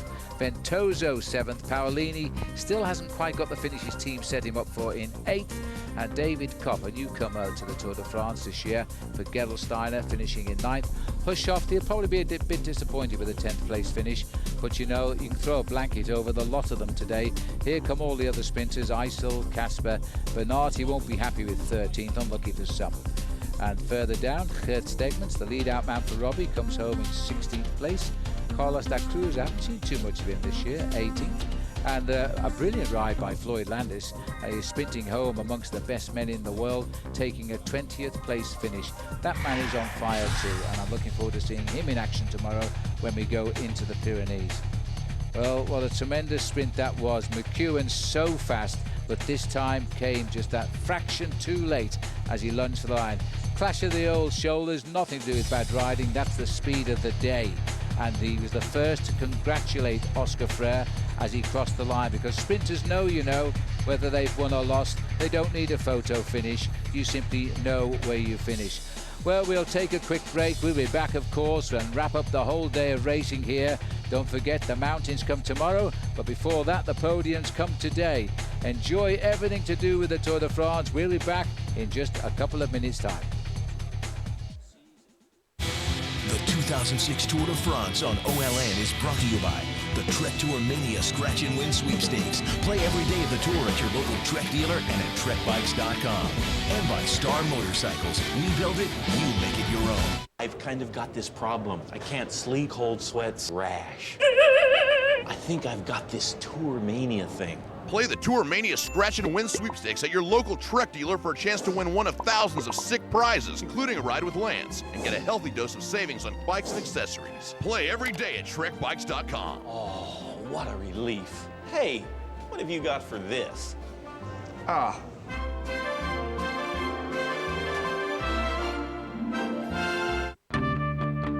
When we set out to build an entirely new type of motorcycle, we looked everywhere for inspiration, except to convention. The 113 cubic inch fuel-injected Star Roadliner. We build it, you make it your own. Test drive one today at participating Yamaha dealers. Now get a 5-year warranty plus low 5.9% financing on any Roadliner or Stratoliner.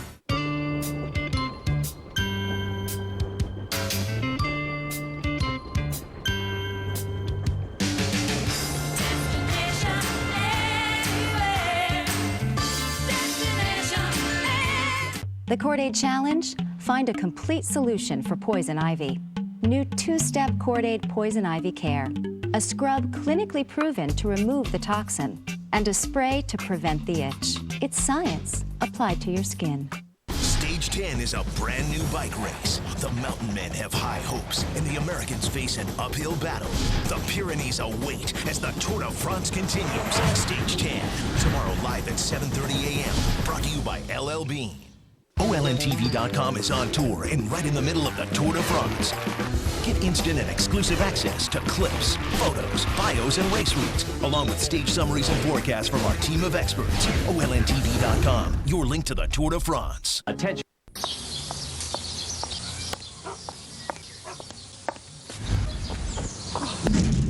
Free yourself from big phone bills. With Comcast Digital Voice, you get unlimited local and long distance, plus 12 popular calling features, while saving more than 20% over Quest. And it's only $39.95 a month for Comcast customers. Comcast Digital Voice. It's Comcastic. Switch to Comcast Digital Voice risk-free and get all your Comcast services on one bill.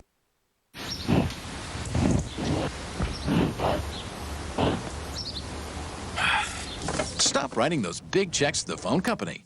Comcast Digital Voice gives you unlimited local and long distance with 12 popular calling features plus voicemail, all for just $39.95 a month. So you save more than 20% over Quest. Comcast Digital Voice. It's Comcastic. Get Comcast Digital Voice for just $39.95 a month. Call 1-800-COMCAST. Welcome back to Dax now. The Tour de France has just come in at a gallop today, and the man who's taken out the stage, the former world champion Oscar Freire.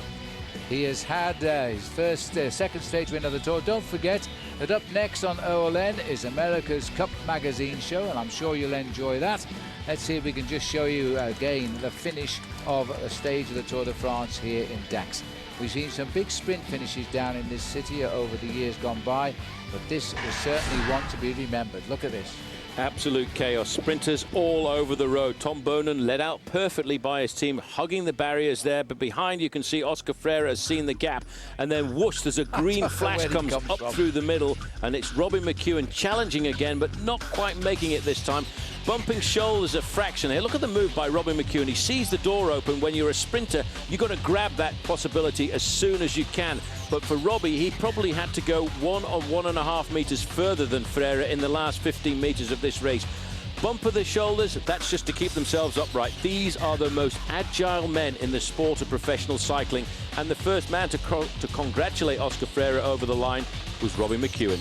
All right, let's have a look how it looks with our Honda stage results. Oscar Freire gets the win, everybody finishing in the same time, so no change overall. Robbie McEwen second. Eric Zabel, the sprinter, an old man, gets third. Tom Boonen can't get it right this tour, another fourth place for him. And Christian Moreni produced a very good sprint finish for Cofidis there in fifth. Further down, Isaac Galvez and the Case de Pon. Ventoso, Luca Paolini, good lead out by his team, but he could only give him an 8th place finish. And Tor Hushoff there, he won't be too pleased either with crossing the race line there in 10th place. Some more names, these are all sprinters. Eisel, Casper, Bernardi, Perdiguero, Asasi, all good sprinters. I think this year more than ever, we've got some great sprinters in this race this year. And lead out man Snakemans gets 16th, right down to what was a tremendous ride by Floyd Landis, keeping out of trouble and getting himself there in 20th place. Well, good luck to him. Floyd may have revealed yesterday he has this problem with his leg and it's going to lead to a hip operation, but it's not affecting his riding, Paul. Well, it's not affecting his morale either. Maybe No. he feels a lot more comfortable having got that information out into the open. He can get away from it now. He's been thinking about it for 2 years. Now he's going to concentrate and think about trying to win the Tour de France. Finishing 20th on a stage like that, to me, Phil, is a big indication.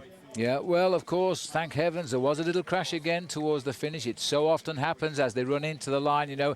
You've got to stay attentive all the time, and this is what must be avoided at all costs now by Floyd Landis. You see, this happened, I think it was the Euskaltel rider who caused the problem, ran up the back of a rider in front, and this is what happens. They're all spread all over. I thought it was Simon Gerrans who went down. In fact, it was Samuel Dumoulin, the smallest man in the race, who fell as well. Fabien Wethman waiting for a new bike. You've got to keep your wits about you, haven't you? Well, they've all finished in the same time today, virtually everybody that matters. Tomorrow we go to the Pyrenees. We'll have a look at the Michelob Ultra overall classification now, and you'll see it's the same exactly as it was this morning. Honchar now takes this race to the Pyrenees, a minute ahead of Floyd Landis, 1:08 ahead of his teammate Michael Rogers and his other teammate Patrick Sinkovits and his other teammate, Andreas Kloden. They've got a few cards to play there, Paul. T-Mobile have got a lot of cards to play, but there's a lot of riders queuing up behind. Think they've got a good chance too. Cadel Evans in 7th place at 1:52. Zave Zabriskie is not too far off in 8th place. Christophe Moreau of France flying the French flag as well in 10th place, 2:07 behind. Well, Paolo Sabadelli, is he going to fly the flag for Team Discovery? Denis Menchef for Rabobank. These are big names who must come forward now. Kessler's already had a stage win. He might be a support role in T-Mobile with so many teammates ahead. And Sebastian Lang, who's had a couple of good time trials, he's still there in 15th place. Carlos Sastre is CSC's man for the mountains. He will project himself in the next 2 days, mark my words. George Hincapie, will he show like he showed in the Pyrenees last year when he won a stage? He sits only 2.5 minutes off the top. Oscar Pereiro, he's the man that was having lunch when he fell off the mountain last year. Thomas Lockvitz and Didier Roos. All right, let's remind ourselves today, as we had brought the race home into Dax, this was the last kilometre, and it was a great sprint, which we thought it would be. Well, it certainly was. You see the lime green train there. That's Liquigas trying to sort it out for Paolini. Tom Bonen seemed to have everything sorted out with his team there, but he just didn't seem to have the power. They were leading him out here, but look at the chaos on the left-hand side. Team Crédit Agricole trying to get it all sorted out for Thor Hushovd. He really was a little bit too close to the front too soon for my liking. Eric Zabel was locked in there waiting. Look at the old man from Germany looking around, seeing who's going to be the next man to move. Boonen gets complicated in the middle. Robbie McEwen at this point gets blocked in. He's right on the wheel of his teammate Stegmans, but unfortunately McEwen has to zigzag through the middle to try and find an open door. There isn't one until the last possible moment. Then all of a sudden Robbie sees it, whoosh, right across. Yeah, absolutely incredible. He's still got such a kick in that last, and that little was a friendly nose. That was something that just came with the speed of the finish. He was the first guy to say well done to Oscar Freire. There's the margin, the tyre, the rim, and probably an inch of spoke, and that's given the victory to Oscar Freire. There he is, second victory of this year's Tour de France. It's all going right for a change for the man from Spain. He can see his own country from where he is today. Tomorrow he's going to be in it, more or less. He's going to be very close to the borders of Spain throughout tomorrow's stage, but for Oscar Freire, he's not a mountain climber. He is a man of the flatlands. He is one of the most talented riders in professional cycling, and sadly for him, he just seems to be dogged by injury. Well, let's hope he stays injury-free for the rest of this Tour de France. Look at Bernard Hinault, 5 times a winner, shrugging his shoulders, say, boy, you pulled that one out of the bag, Oscar. And the two Basque people with their red neckerchiefs on. Yeah, the Saint-Firmin. As Oscar shakes hands with them all. People here in this part of France are Basque as well as in Spain. And let's have a look at the point standings in the green jersey. Robbie did well, only Oscar gained on him in the end. 211, he's pulling away from Bonen. Oscar ever so slightly closed in on him by a few points. Bernardi is 4th. The top 5 remain the same, but it's now very much, I think, advantage Robbie McEwen, because I don't think any of these riders will be scoring in the next 2 days. Let's join all. Let's where are we going now, Paul? Let's talk about the yellow jersey race, I think. Well, the big thing tomorrow is everything's going to change. We've got, of course, the man who's led this race, Sergei Honchar. He has looked absolutely phenomenal over the last couple of days. But, Phil, he's never really tasted the Pyrenees or the Alps of the Tour de France at all as leader of a bike race quite as big as this. Well, there he is. He's got a minute's lead. Will he take it into the Pyrenees and come out in yellow tomorrow night? What a day it's going to be. Let's get more from Alan Bob. All right, Phil, boy, I don't know. If ever a second place looked more impressive than a stage win, that was it. Tom Boonen's got to be saying to himself, what do I have to do? But in a stage like this, in a race like this, you immediately turn the page. And when you turn the page to stage 10, you've got the Pyrenees. Some big climbs tomorrow, and we get set for a couple of days there. And finally now, we're going to see a chance to see who's where. Big day in the Pyrenees, our first day in the mountains, big shakeout on the GC, a long time spent on the flat roads, and then all change tomorrow on the stage to Pau. The Col de Soudet is the big climb to begin the Pyrenees, and that's a beyond category. You can see that. HC, beyond categorization, and then the Col du Marie Blanc just before the finish. That's a category 1. There is a long ways before the top of the last climb to the finish in Pau. and a chance for some riders that might get dropped on the climbs to catch back up 190.5 kilometers of suffering. So 2 big climbs to go, and we've talked about a lot of things. We're going to see now how many miles and how many more climbs are left in that right hip of Floyd Landis. We're going to see how T-Mobile tries to protect the yellow jersey, and we're going to see if Discovery has what it takes to get back into this race. We've talked, they've got X number of climbs in this race in which to plan their attack. With what's happened in the individual time trial, you know, the number of mountains for the margin of error is fewer now. They have to take advantage of every mountain that's there. I think that Discovery needs to come out in an attacking mode, send some of their guys like Jose Azevedo, Paolo Savidelli into the early breaks, just in case T-Mobile is reluctant to chase.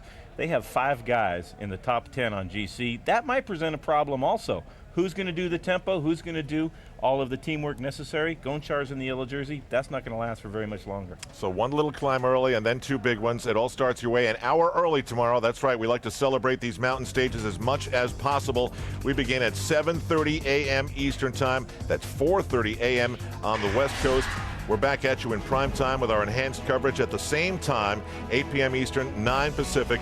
Cambo-Les-Bains to Pau, that legendary city, for Stage 10. And that just warms everybody up for a trip in Stage 11 into Spain. But it all starts tomorrow. How does Floyd Landis hold up? What happens to the yellow jersey and T-Mobile? And what about Discovery? Can they possibly get into the race? OLNTV.com is your place to find all connections to the Tour de France, race profiles, daily blogs, and the Fan Zone, and more. Our team is outfitted by LL Bean. Visit what they've got at llbean.com. Up next on OLN, America's Cup Magazine Show.